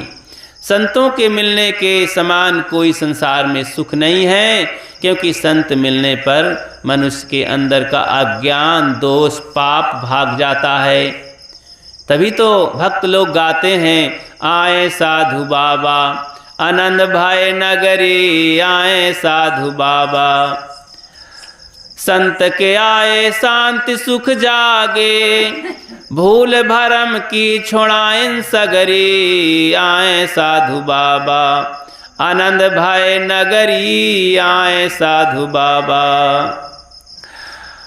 गिरही गुरु जड़ मुर्दा का छोड़ावे, और चेतन देव की लखाए दीन डगरी, आए साधु बाबा आनंद भय नगरी, आए साधु बाबा। दारू गांजा शराब छोड़ाइन, और सब नशा की छोड़ाए दीन सगरी, आए साधु बाबा आनंद भय नगरी, आए साधु। पहली सफाई तन मन की कीन्हा, दूसरी सफाई कीन मोरी बखरी, आए साधु बाबा। संत के आने पर देखो पता चला कि साहब आने वाले हैं, माल ली पोत झकाझक सब जने करे हो घर अपन। और जब नहीं पता रहा तो जैसे तैसे घर में सब अपन पड़ा रहा था। तो संत के आने से आप सब लोग अपनी घर गृहस्थी को साफ कर डालते हैं, कपड़े लत्ते साफ कर लेते हैं, और मनो साफ रखत हैं कि अरे भैया शांति से रहो, उठ पटांग न बको साहब के सामने, और सब बढ़िया से ठीक ठाक रहो, मीठी बाणी बोलो, लड़ाई झगड़ा की बात न करो, चाय चुगली की बात न करो, इधर उधर न करो। सत्संग में बैठो तो मनो साफ रहा थे बढ़िया, क्योंकि आगे के पास जाए से आपके पास ठंडी टिक नहीं सकती है। जब तक कौड़ा के लगे धूनी के लगे बैठे रहो, ठंडी वंडी नहीं लागत। हाँ, उठ के चले जा तो कोई रस्तों में खड़ी रहा थी पछुआ लेती, ऐसे संतन के लगे बैठ रहा तो कोनो पाप नहीं रहता, वो कोई खड़ा रहा थे गली में, और उठ के चले जा तो फिर चढ़ बैठत। तो इसीलिए संतन के लिए जितने बैठ रहा है देर तक, इसलिए निश्चिंत रहा है। अब पछुआए ना तो संतन से ले ले डंडा, विचार रूपी डंडा, और कहीं जाए अब आवे तो चटका दे, पाप फिर नहीं आवत है। माने विचार करे कि जौन चीज में पाप होता है वो चीज ना करे, वो चीज ना अपनावे तो पाप नहीं आएगा। इसलिए आप निश्चिंत रहेंगे हर समय। हम लोगों ने यही तरह लाई लीन है, मोट मोट डंडा लाई लीन है, तीर तलवार लाई लीन है संत गुरुजनन के, कौनो टिक जाए आए कि भला चटकाए दिन जात है कि। तो इसीलिए निश्चिंत रहा जात है, कोनो दोष दुर्गुण नहीं आवे पावत। और जिनके पास संतन के कोनो औजारे नहीं है, संत या औजारे तो देते हैं, तो विचार विवेक धैर्य दया क्षमा शील संतोष प्रेम एकता, ये सब औजार हैं, ये औजार लेना चाहिए। और सब का लेते हैं, काम क्रोध लोभ मोह राग द्वेष, इस तरह के सब रस्सी खरीदत है कि बांधे रहा वो बांध ले सबका, हैं उसी में जकड़े रहो और लटके रहो फांसी लगाए। इस तरह के लोग सब रस्सी खरीदत हैं। बंधन, ये बंधन है, और उस बंधन को तोड़ने के लिए ये औजार हैं संत गुरु देते हैं कि इसे ले करके सद्गुण सदाचार विचार विवेक से अपने बंधनों को काट डालो। तो पुरोहित बाबा अपने बच्चों को सदा यही सिखाते थे कि जकड़े रहें माया मोह में, अंधविश्वास पाखंड में, और यही पुरोहिताई करें, दुनिया का ठगें, यही सिखावे में लगे रहें। तो वो बच्चा चला गया सत्संग में, बड़ा वाला लड़का, उसकी शादी हो गई थी। तो शादी जैसे सत्संग में चला गया तो कथा निकली, एक संत सुना रहे थे कि भक्तहीन नर सोहै कैसे, बिन जलवारिद देखिए जैसे। नीच नीच सब तर गए संत चरण लौलीन, तुलसी जातई के मदे बूढ़े बहुत कुलीन। सदगुरु कबीर फिर पहुँच गए, कहें बड़े गए बड़ापने रोम रोम अहंकार, सतगुरु से परिचय बिना चारों वर्ण चमार। तो सदगुरु के परिचय बिना ये चारों वर्ण के लोग वही चमड़ीन का धोवत रहा था। ये शरीर या चमड़ी किया यही का ठीक करत, यही व्यवस्था करत हैं, लेकिन इसका कल्याण करने के लिए भीतर जो आत्मा बैठा है उसके कल्याण के लिए किसी को हिकिर फिकिर नहीं है। तो केवल शरीर के लिए, इसी के लिए कपड़ा खरीदा थे, इसी के लिए भोजन ढूंढा थे, इसी के लिए चोरी बदमाशी करत हैं। यही मम काम क्रोध मोह सारा अवगुण, लड़ाई झगड़ा खेती बाड़ी छल कपट पाप कमाते हैं। अरे देह का तो गुजर बसर हो ही जाएगा, जीव के कल्याण का काम करो जिससे सदा के लिए बंधन कट जाए, मुक्ति मिल जाए, छुट्टी मिल जाए। तो सत्संग में गया तो ये बात सुन करके भक्तहीन नर सो हैं कैसे? बिना भक्ति के नर जन्म, मनुष्य का जन्म पाना बेकार है। ब्रह्मा विष्णु महेश से को अधि की हो जाए, गुरु बिन भव निधि ना तरे कहे निगम यस गाय। कथा में और फिर वहाँ महाराज जी थोड़ा बढ़ चढ़ करके बता रहे थे कि देखो राम ने सीता ने भक्ति की अपने गुरु महाराज की, तो सबकी भक्ति, महाराज कृष्ण तो तीन तीन गुरुवन की भक्ति करें और अंतिम में ध्यान लगाकर जंगल में बैठे थे, अपने स्वरूप का ध्यान कर रहे थे। तो इस तरह से सभी महापुरुषों ने भक्ति धर्म किया। दुखों से बचने के लिए उपाय है, और कोई उपाय नहीं है। गुरु संत के पास सहारा लिए बिना संसार का सहारा काम नहीं देता है। और ये धन दौलत का सहारा, बेटी बेटा का सहारा, सब यही सहारे छूट जाते हैं। संत गुरुजनों का सहारा हमारे साथ चलता है और जीव के बंधनों को बचाता है। संत सहायक जीव के संत ही पार लगाए, औरन से या होए नहीं जो भ्रम भूल भगाए। तो संत सहायक जीव के, संत जीव के सहायक होते हैं, और सब तो शरीर के सहायक रहते हैं। पढ़ा दिए, जन्माए दिए, घर द्वार बनाए दिए, शादी ब्याह कर दिए, खेती बाड़ी लिखाए दिए, और तमाम तरह के नौकरी चाकरी प्रबंध कर दिए, और शरीर के कोनो लाठी ले के कूटे लाख दो में खड़े हो जाइए, बस इतने करी है ना। बीमार होएगा तो दवाई करा दे हैं, लेकिन भीतर से जीव है जो तमाम पाप कमा करके शोकित है, चिंतित है, वासना से ग्रसित है, काम क्रोध लोभ मोह भीतर घेरे है, जन्म जन्म के फिर से नरक में जाने की तैयारी कर लिया है। वहाँ से कैसे बचा पाओगे? कैसे बचा पाओगे? वहाँ से तो संत गुरुजनों का ज्ञान ही बचाएगा। तो पुरोहित बाबा का बेटा सत्संग में सुन करके संकल्प लेता है कि मुझे भी भक्ति करना है, भक्ति के बिना तो जीवन बेकार है। तो लेकिन पहले पिताजी से पूछ लेता हूँ। आया घर, पिताजी आज मैंने सत्संग में सुना है कि बिना भक्ति के जीवन बेकार है। भक्ति एक सहारा है, संसार से पार होने की नाव का है, तो मुझे भक्त होना है। पिताजी क्या आप मेरा साथ देते हैं, आप आज्ञा देते हैं? पंडित जी पुरोहित बाबा सुन करके बहुत दुर्भाग्य समझे और लाल आंखें करके क्रोधित होकर के फनफनाते हुए कहा, मूर्खराज कहीं का, अभागी मेरे कुल में कुलबोरन पैदा हो गया, सत्यानाशी तूने, तेरे दिमाग में कैसे आया? अरे जैसे तैसे साधु महात्मा होते हैं आजकल के ढोंगी पखंडी, नाना प्रकार के छोटी छोटी जाति के, तू तो बड़ी जाति का ब्राह्मण है, जगत गुरु ब्राह्मण होता है, तो हम तो जगत गुरु हो करके तू हमारे घर में पैदा हो करके जाएगा साधुओं की गुलामी करने? अरे अभागी कहीं का, बहुत उल्टा पलटा कहा। बेटा सुन करके महरूम हो गया, उदास हो गया, सोचा कि पिताजी की आज्ञा नहीं मिल रही है। पुरोहित बाबा ने कहा, अगर नालायक भगत हो गया तो इस घर द्वार खेती बाड़ी में कोई हिस्सा नहीं मिलेगा, घर से निकाल दूंगा। बहुत हिदायत किया, लेकिन उसने कोई फर्क नहीं माना। उसे सत्संग का ज्ञान हो गया था, उसके भाग्य उदय हो गया था, भाग जाग गया था। माँ से सोचा चलो पूछ लेता हूँ, माँ का अधिकार है, कुछ मेरे ऊपर ऋण है। उसने कहा, माँ मेरा ये विचार है, मैं भक्त होना चाहता हूँ, माँ ने कहा, अरे अभागी कहीं का, मुझे पता होता कि तू ये सब छोड़ करके और तू अधर्म में जाएगा, संत महात्माओं की गुलामी करेगा, तो मैं तुझे पैदा होते ही मरोड़ करके फेंक देती पिछवाड़े।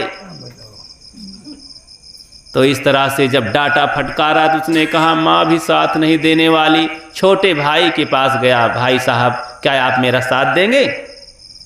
कहीं भाई साहब ये सब मैं कुछ नहीं जानता हूँ, पिताजी जैसा कहेंगे वैसा मैं करूँगा। शादी नहीं हुई थी उसकी अभी, तो घर में रह रहा था। अब अपनी पत्नी के पास गया, पत्नी ने कहा, स्वामीनाथ आप जैसा कहोगे वैसा करूँगा, आपके साथ मेरी शादी हुई है, मेरे पिता ने आपके हाथ में पकड़ाया है मुझे। उसने कहा, चल ठीक है, तू तो भला साथी बनी। साथ में लिया और सीधे गया महाराज जी के पास, सत्संग में शामिल हुआ, सत्संग सुनता है। पत्नी के अंदर भी भाव जगता है कि वास्तव में ये काम तो हमें और पहले कर लेना चाहिए बचपन में ही, लेकिन कोई बात नहीं, जब से जागे तब से भागे। कहाँ कबीर, जान दे भाई, जब से चेताए तब से सही, कोई बात नहीं। अब जवान हो गए हैं और गृहस्थी में हैं, कोई बात नहीं, अभी अवसर है, अभी बढ़िया है, बुद्धि दिमाग हाथ पैर हमारा, अभी भक्त हो जाएंगे तो बहुत कुछ कमा लेंगे, सेवा कर लेंगे, धर्म कर लेंगे। दोनों प्राणी गुरु जी से कहते, निवेदन करते हैं, गुरुदेव हमें दीक्षित कीजिए, हमें अपने शरण में लीजिए, हमारा भी कल्याण कीजिए। संत को दया आती है उनके विचारों पर, भावों पर, और उन्हें दीक्षा देते हैं और समझाते हैं कि बेटा इस प्रकार से अपने जीवन का उद्धार करो, कुछ न्याय नीति बताते हैं प्रेम से। तो दोनों चरण स्पर्श करके प्रणाम करके आते हैं घर की ओर। जब गले में कंठी वाला देखते हैं कुछ धर्म के चिन्ह, भक्ति का चिन्ह, तो पंडित पंडिताई दोनों देख करके खपा हो जाते हैं। तब तो आग बबूला हो जाते हैं, धरती में पैर पटक करके कुल्हाड़ी लाठी उठाते हैं और कहते हैं, चुपचाप बेईमानो चले जाओ, हमारे घर से हमारे घर में कोई हिस्सा नहीं है, तुम हमारे पुत्र नहीं हो, हमारे बच्चे नहीं हो। वो दोनों सिर झुकाते हैं, हाथ जोड़ते हैं और कहते, कोई बात नहीं पिताजी, आप हमारे पूजनीय हैं, कुछ भी कहो, आपके बच्चे हैं, जैसा आप कहोगे वैसा करेंगे, हम जा रहे हैं आपके घर से। गुरु का स्मरण करते हुए वहाँ से चले जाते हैं, गांव के किनारे जाते हैं। एक सज्जन पूछते हैं, उनको दया आती है और कहते हैं, तो प्रिय बेटा पंडित जी आप यहीं रहिए, कहीं ना जाइए। कहते ठीक है, हम आपको किराया देंगे, हमको रहने दीजिए एक कमरे में। एक कमरा लेकर के और कुछ पैसे किराया देकर रहने लगे। दोनों प्राणी किसी तरह उबाल करके गेहूं चावल कुछ खा लेते, कुछ लोग दे दिए थे। मेहनत करने लगे, अथक परिश्रम करने लगे, धर्म परमार्थ भी करने लगे, ग्रंथ पढ़ते, सत्संग करते, मेहनत मजदूरी करते, और धीरे धीरे धन भी आने लगा, ज्ञान भी होने लगा। पत्नी घर में जो थी, उस लड़के की औरत पंडितानी, वो मोहल्ले में लड़कियों को और बहुओं के पास ज्ञान की चर्चा किया करती, पढ़ाया करती, ज्ञान की बातें, ग्रंथों को कथा सुनाती। लोग इस तरह देख करके गांव में प्रचार हो गया कि भैया उनके बहुत अच्छे सुंदर विचार हैं, आचरण हैं, ज्ञान गुण है, वो तो लक्ष्मी है, वो तो देवी है। और इस तरह अपने बलबूते खूब धन कमाने लगे, मेहनत करके, धंधा करके, बिजनेस करके, और ज्ञान गुण भी कहते। चारों तरफ उनका सम्मान बढ़ा, संत आते, उनका घर कुटी हो गया, आश्रम की तरह। आए दिन भक्ति सत्संग की चर्चा होती रहती, संत आते और वास्तव में सब लोग जय जयकार करने लगे। एक दिन की, अब इधर माता पिता की बात, फिर माता पिता सदैव नकारात्मक सोच करते रहते, उस बड़े बच्चे को नालायक, अभागी, दुर्भागी और अधर्मी कहते रहते। अपने छोटे बच्चे के निगाह रखते, कहीं ये भी ना हो जाए उसी तरह, तो उसको पूरी छूट दे दिए। अब वो जुआड़ी हो गया, शराबी हो गया, तमाकुल खाने लगा, शराब पीने लगा, लड़कियों को छेड़ने लगा। गांव में बड़ी बदनामी हुई और पंडित जी को गाली मिलने लगी। उनको कथा में रोक दिया गया कि मत सुनो इनसे कथा वार्ता, ये बहुत अधर्मी हैं, और अपने बच्चे को नहीं रोकते हैं। चारों तरफ उनकी निंदा होने लगी। अब वो लड़का शराब पीता तो गांव वालों को गाली देते हुए आता। अब शादी भी हो गई कुछ दिन में, और उसकी पत्नी देखी कि मेरा पति तो शराबी है, घर में तो कुछ है नहीं, कपड़ा पहनने के लिए भी नहीं है, खाने के लिए भी नहीं है, तो ऐसे घर में पत्नी नहीं रहने वाली।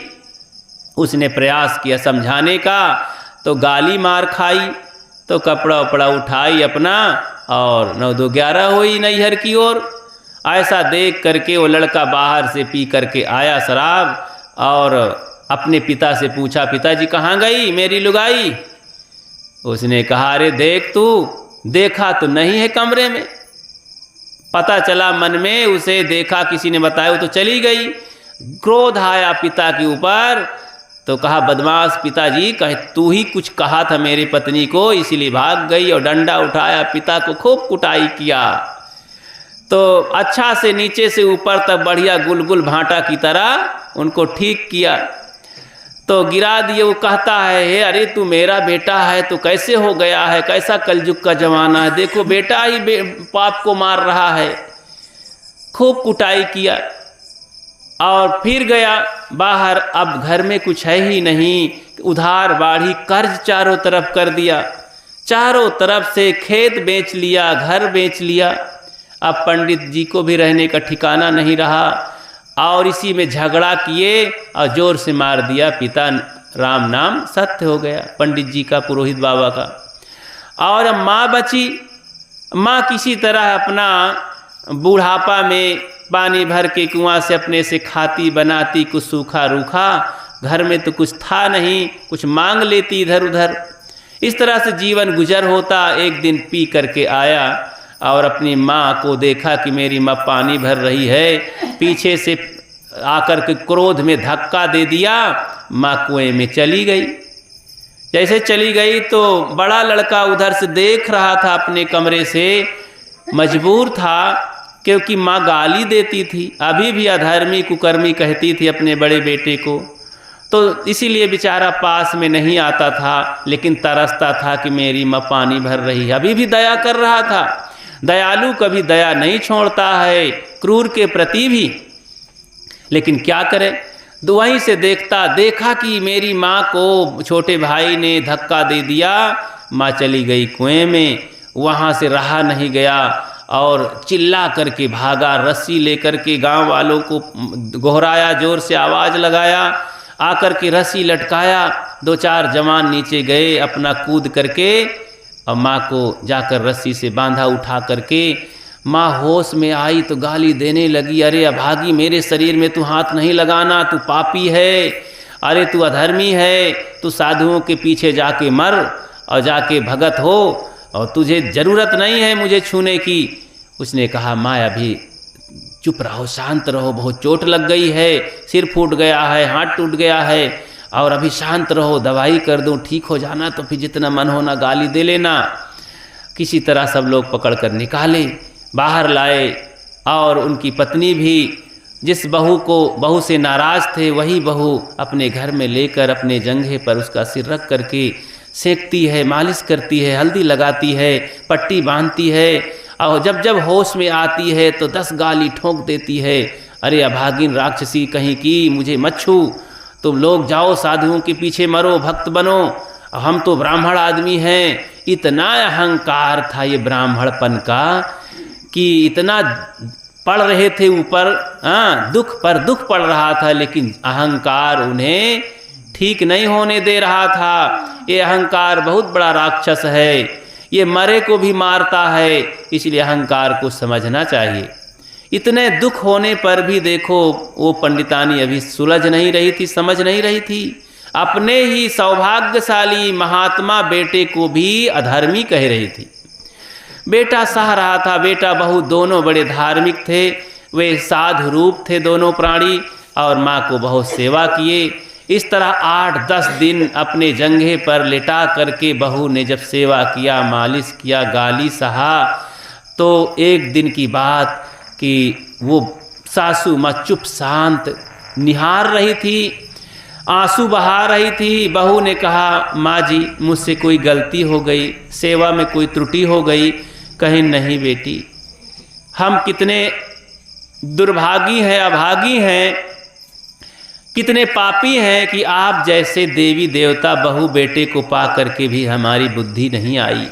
आपने तो मेरी आँखों को तूने खोल दिया, मेरे हृदय में परिवर्तन आ रहा है कि हम कितने नालायक हैं कि तुम जैसे बच्चों को हम कितना दुख दे रहे हैं। अभी भी इतना दुख पा रहे हैं, फिर भी मेरे मुख से गाली निकल रही है। हम कितने पापी हैं।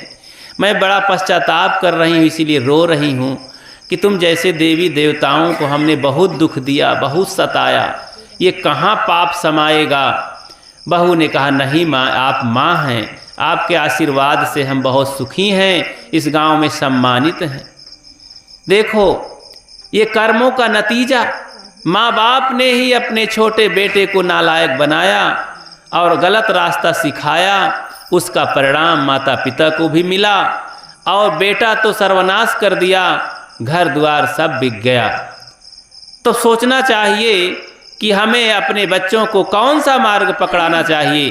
भक्ति का मार्ग पकड़ाना चाहिए, संतों की शरण में ले जाना चाहिए कि दुर्गुण दुराचारी दुर्व्यसनी बना करके, पापी चंडाल बना करके अपनी घर गृहस्थी और इज्जत मर्यादा को सर्वनाश कर देना चाहिए। वास्तव में जो आदमी संत सत्संग संत गुरुजन की शरण नहीं ले जाता है, भक्ति भजन और ईमानदारी नहीं सिखाता है, उसका जीवन ही सत्यानाश हो जाता है, उसका धर्म सब अधर्म हो जाता है, उसका धन सब अधर्म में लगता है, उसकी ज़िंदगी बर्बाद हो जाती है।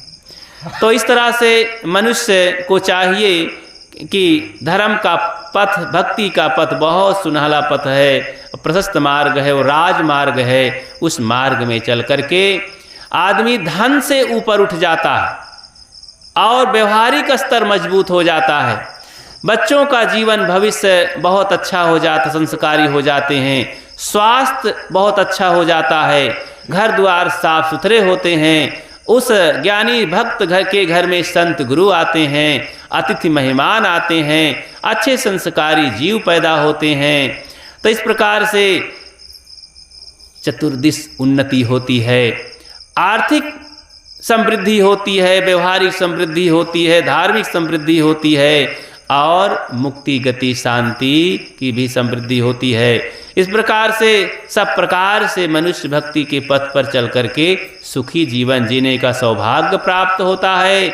इसलिए हम सबको अपने लिए और अपने बच्चों के लिए, अपने भावी पीढ़ी के लिए ये तैयारी करके विरासत में देना चाहिए। अरे घर द्वार तो जबरदस्तियाँ ले ले हैं, हाँ, गला दबाए के ले ले हैं, लेकिन ऐसी चीज़ दे दो कि तुम्हें भी बेनिफिट मिले उसका बुढ़ापे में। तो बच्चों को भक्ति की विरासत, भक्ति और अच्छे संस्कारों को विरासत में दीजिए। अगर वो पा जाएंगे, अगर गरीब हैं, ज़मीन नहीं है, तो भी वो कमा के खा लेंगे और सुखी जीवन जी लेंगे, कहीं पाप नहीं करेंगे, किसी को दुख नहीं देंगे, माँ बाप को भी सेवा करेंगे, अपने बच्चों को भी बढ़िया से लायकदार बनाएंगे। किसी की बेटी आएगी उसको पत्नी बनाएंगे तो उस पत्नी को भी अच्छा समझेंगे और देवी समझ करके उसका सम्मान करेंगे। नहीं जो नालायक लोग होते हैं, ब्याह तो कर लेते हैं, ढोल बजाए के लाते हैं नाच कूद के, लेकिन उसको नौकरानी की तरह रखते हैं, बहुत दुख देते हैं। ऐसे ही क्योंकि संस्कार नहीं है और कहते हैं वास्तव में जहाँ नारियों का सम्मान नहीं होता है वहाँ घर गृहस्थी बहुत बिगड़ जाती है। नारियों का सम्मान भी होना चाहिए, बेटियों को बढ़िया संस्कारी बनाना चाहिए कि यही तो बाहर जाएंगी और किसी की दुल्हन बने, किसी की बहू बनेंगी, किसी की पत्नी और माँ बनेंगी। अगर बढ़िया संस्कार है तो एक अच्छी माँ बनेगी, एक अच्छी पत्नी बनेगी, एक अच्छी दुल्हन बनेगी और एक अच्छी नारी बनेगी, अच्छी माँ बनेगी।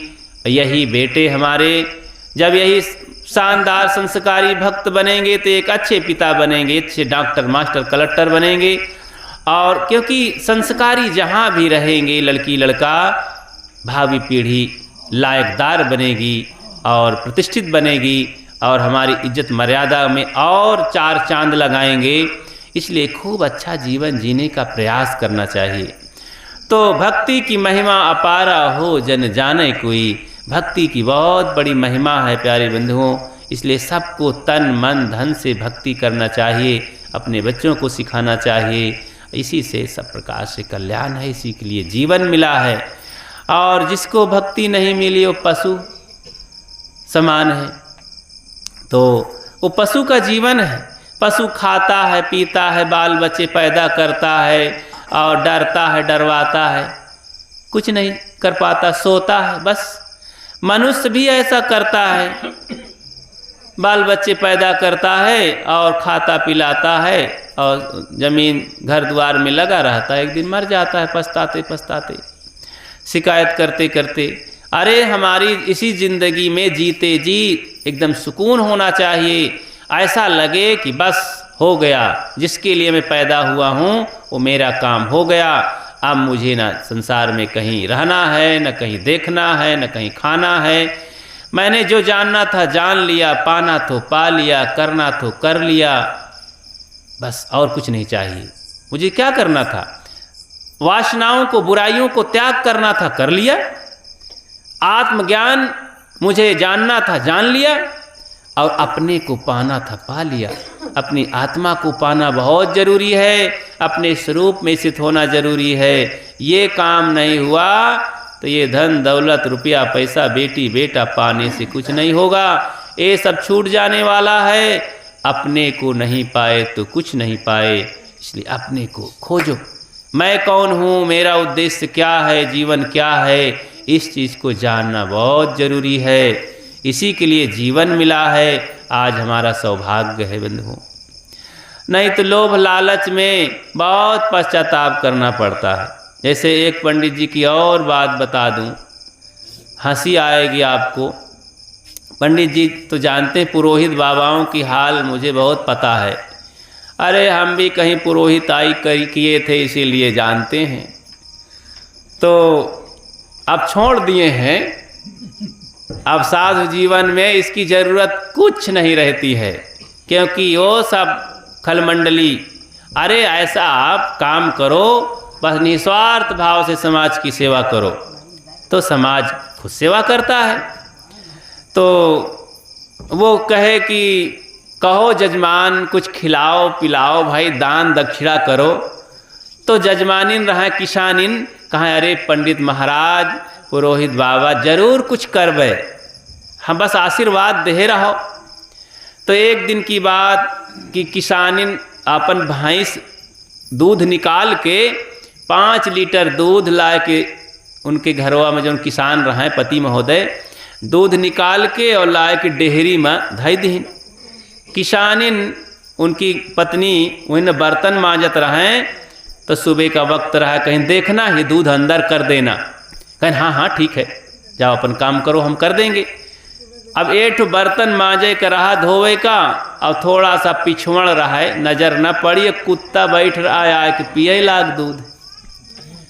तो दूध जब पीने लगा तो देखिस किसान इन कहा ओहो ये तो दूध जूठा कर दिया। अब कौनो गाय पड़वा दूध जुठाट डावत तो कोई बात नहीं, कुत्ता जुठाट डाला, ये तो खाने पीने लायक रह नहीं गया। तो सोचती रही कि 5 लीटर दूध हम नाली में फेंकना अमृत की चीज़ ठीक नहीं है, क्या करूं। ख्याल आया कि अरे बस पंडित दादा कई चीज़ दे दिया जाए और यही कि खीर बना के खाए ले हैं तो दानो हो जाई, वो संतुष्ट हो जाई है, हमहू का काम पूरा हो जाई, और दूध का फेंके न पड़ी। 28 बाल्टी ले गए। पंडित दादा अरे ये ले दूध कहत रहो है, छानो घोटो। तो देखिन पंडित महाराज कहें अरे किसानी वो बुद्धि लगाएं, उनकी बुद्धि तो तारे से ऊपर तक रहा थी। सोचिन कि अब दूध हम लेब, एक पकाओ, बर्तन जारब, मांजे के झंझट करब, एमा काजू किशमिश ऊपर से डाऊब, चीनी ऊपर से डाऊब, एमा तो 1 रुपया का खर्चा बढ़ाओ, तो ठीक नहीं आए। अरे कहाँ जजमानिन, अरे भाई अपने अंगने में संत महात्मा पंडित ब्राह्मण का जब खवावे आचमन करावे तो पुण्य की घड़ी तब घंटा बोलत है, आशीर्वाद मिलत है। कहीं ऐसी बात कहाँ का ले जाओ घर में खीर बनाओ, हम आई थी नहा धोए के पूजा पाठ करके, अब वहीं भोजन करब आचमन करब तब फल की प्राप्ति होई।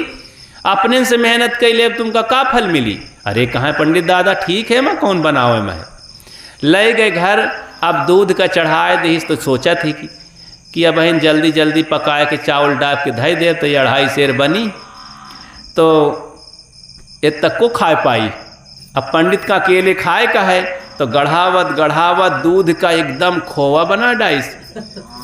तो बढ़िया खीर जब थोड़ा सा ढीली रह गए, थोड़ा सा चावल डाइस, काजू किशमिश ऊपर डाल से, चीनी बढ़िया डालिस, बहुत बढ़िया रबड़ी की तरह बन गई खीर।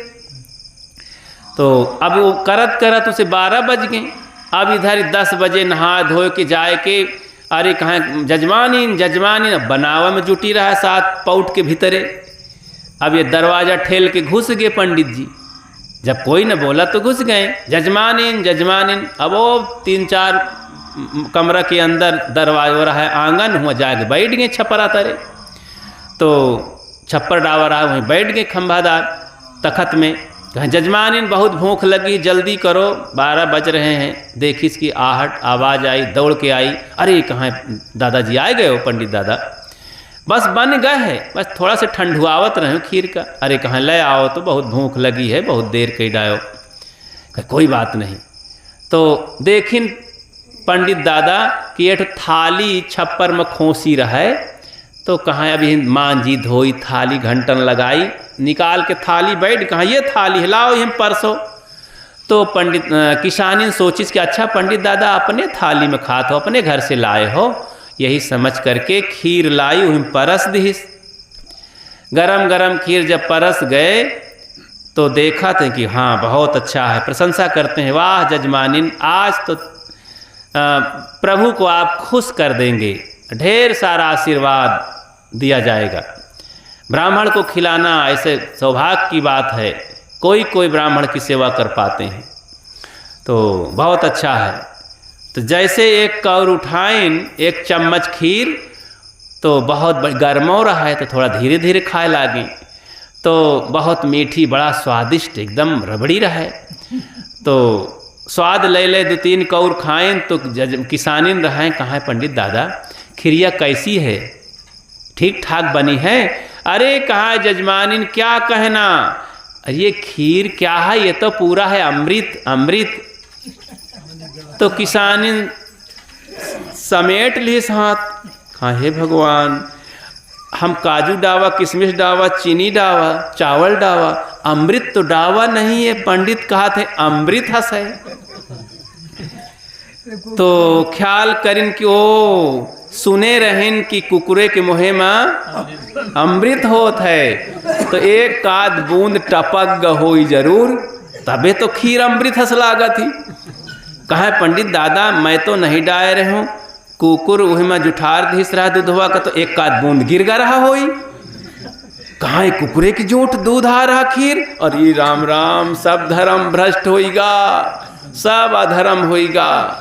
ओहो कुकुर की जूठ खीर और सब हमार बड़कपन सब चला गा, कोई सुनत तो नहीं आए, नहीं तो हमार कथा भागवत बंद हो जाए, धंधा चौपट हो जाए।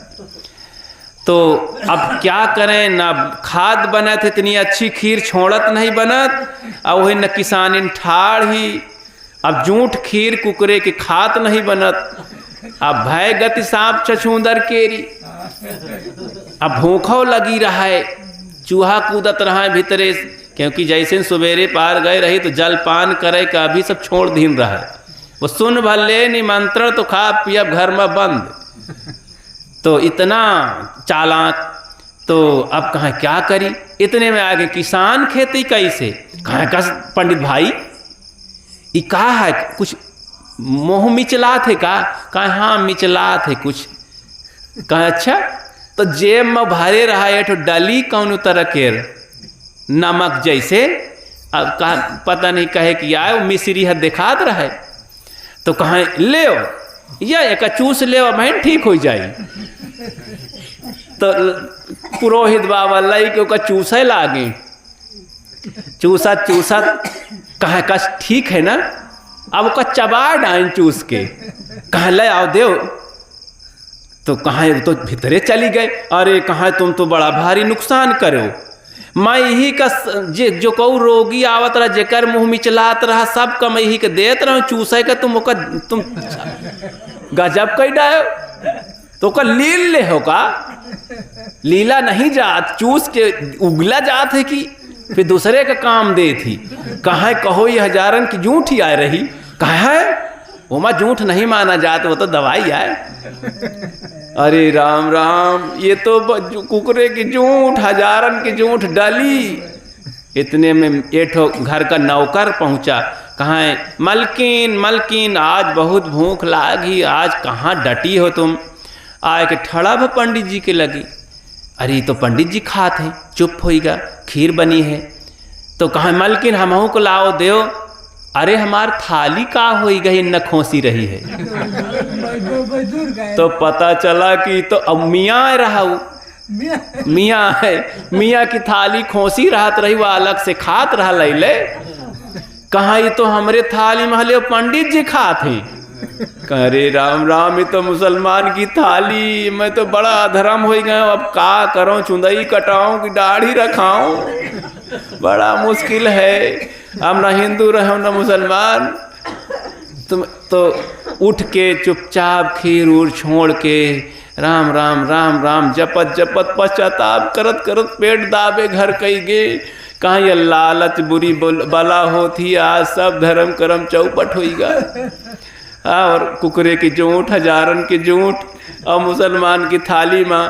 तो इस तरह से लोभ लालच में पड़ करके बड़ा पश्चाताप करना पड़ता है। तो हम सबको इस तरह से ऊपर उठ करके अपने को बचा करके लोभ लालच से, देखो लोभ पाप का बाप कहा जाता है। ये अपने घर गृहस्थी में थोड़ी थोड़ी चीज़ों में, देवरान जेठान में, भाई भाई में, पिता पुत्र में कितना झगड़ा होता है, चीज़ों को लेकर के, ज़मीन को लेकर, घर द्वार को लेकर के। तो यही तो दुख का घर है। हम सबको सुखी बनने के लिए न गलत करे और न गलत किसी को सिखावे। तो इस तरह से हमें गलतियों से, पाप से बचना चाहिए और सुखी जीवन जीने का प्रयास करना चाहिए। इसी के लिए जीवन मिला है, इसके लिए शौक़ रखना चाहिए। रोज़ सुबह उठ कर के सोचो मुझे अच्छा जीवन जीना है। अच्छा जीवन जीने के लिए पाप से बचना चाहिए। ये सब संसार में देखो, आदमी मनुष्य से तो झगड़ा करके दुख देता है, प्राणियों के साथ दुख देता है।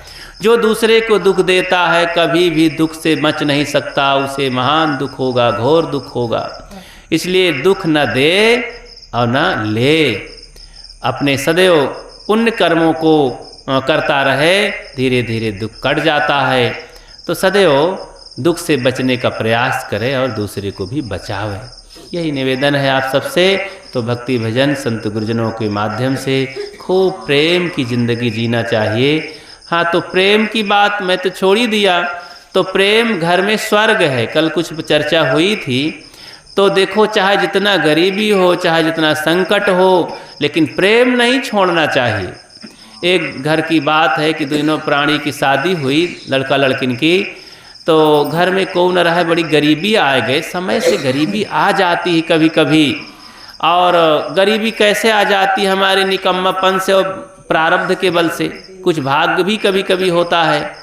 तो उन दोनों प्राणी के जीवन में गरीबी आ गई।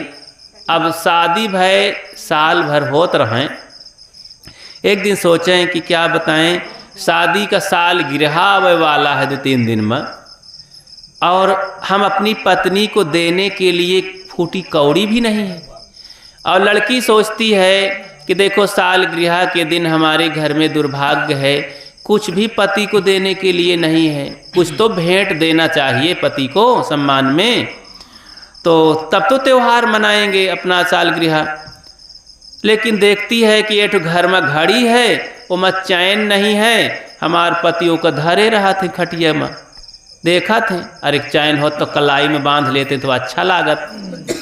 अब पति देखा थे हमरे पत्नी के बार तो है मूड़े में, लेकिन एक क्लिप तक नहीं अटतिया, एक डोरा और रबड़ तक नहीं अटतिया, बेचारी इधर उधर फुलाए रहा थी। आजकल तो शहरों में सौख बाढ़ी रहा थी। हाँ, इधर उधर झोंखरा फुलाए रहा थे, डोरी से उनको बंधतो नहीं है फीता उता से, वो फैशन हुई। तो और काम करत ऊपर आ जाते मोहे के सामने, फिर बड़ा अड़चन पड़त, कहूँ कहूँ गिर जाती हैं आरज के वही बाल में, फिर भी चाट बाल का बांधत बांधत घंटन लगौती हैं, फिर खोल डौती हैं, यही में अपन उनका दिन कट जात है। तो वो का करिस बेचारी के बांध है कि क्लिप ना रहे। तो पति सोचिस कि देखो हम कितने गरीब हैं, बताओ हमरे एठो क्लिप नहीं अटत पत्नी के सम्मान में देकर। तो दुइनो बुद्धि लगाइन, कहाँ देखो ये घड़िया धरिन रहा थी, कहाँ बेच के अपने पत्नी का क्लिप ला दी।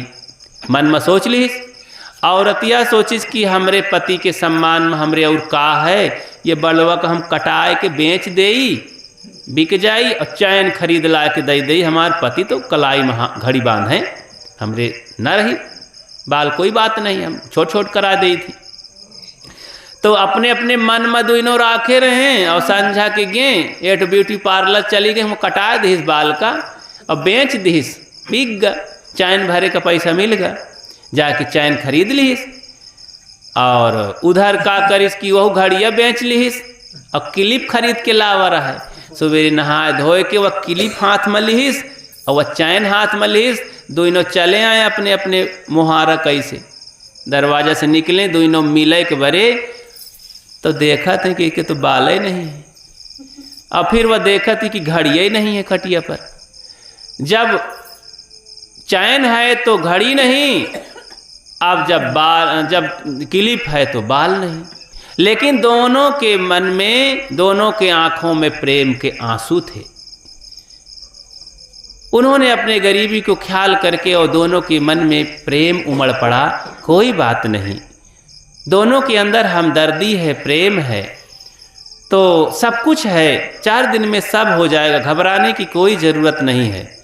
तो बंधुओं, किसी भी परिस्थिति में अपने घर में प्रेम होने चाहिए। माता पिता के पास, भाई भाई में, और पिता पुत्र में, पति पत्नी में प्रेम होने चाहिए। प्रेम स्वर्ग है, ये व्यवहारिक जगत की कमाई है, इसलिए व्यवहार में खूब प्रेम कमाओ।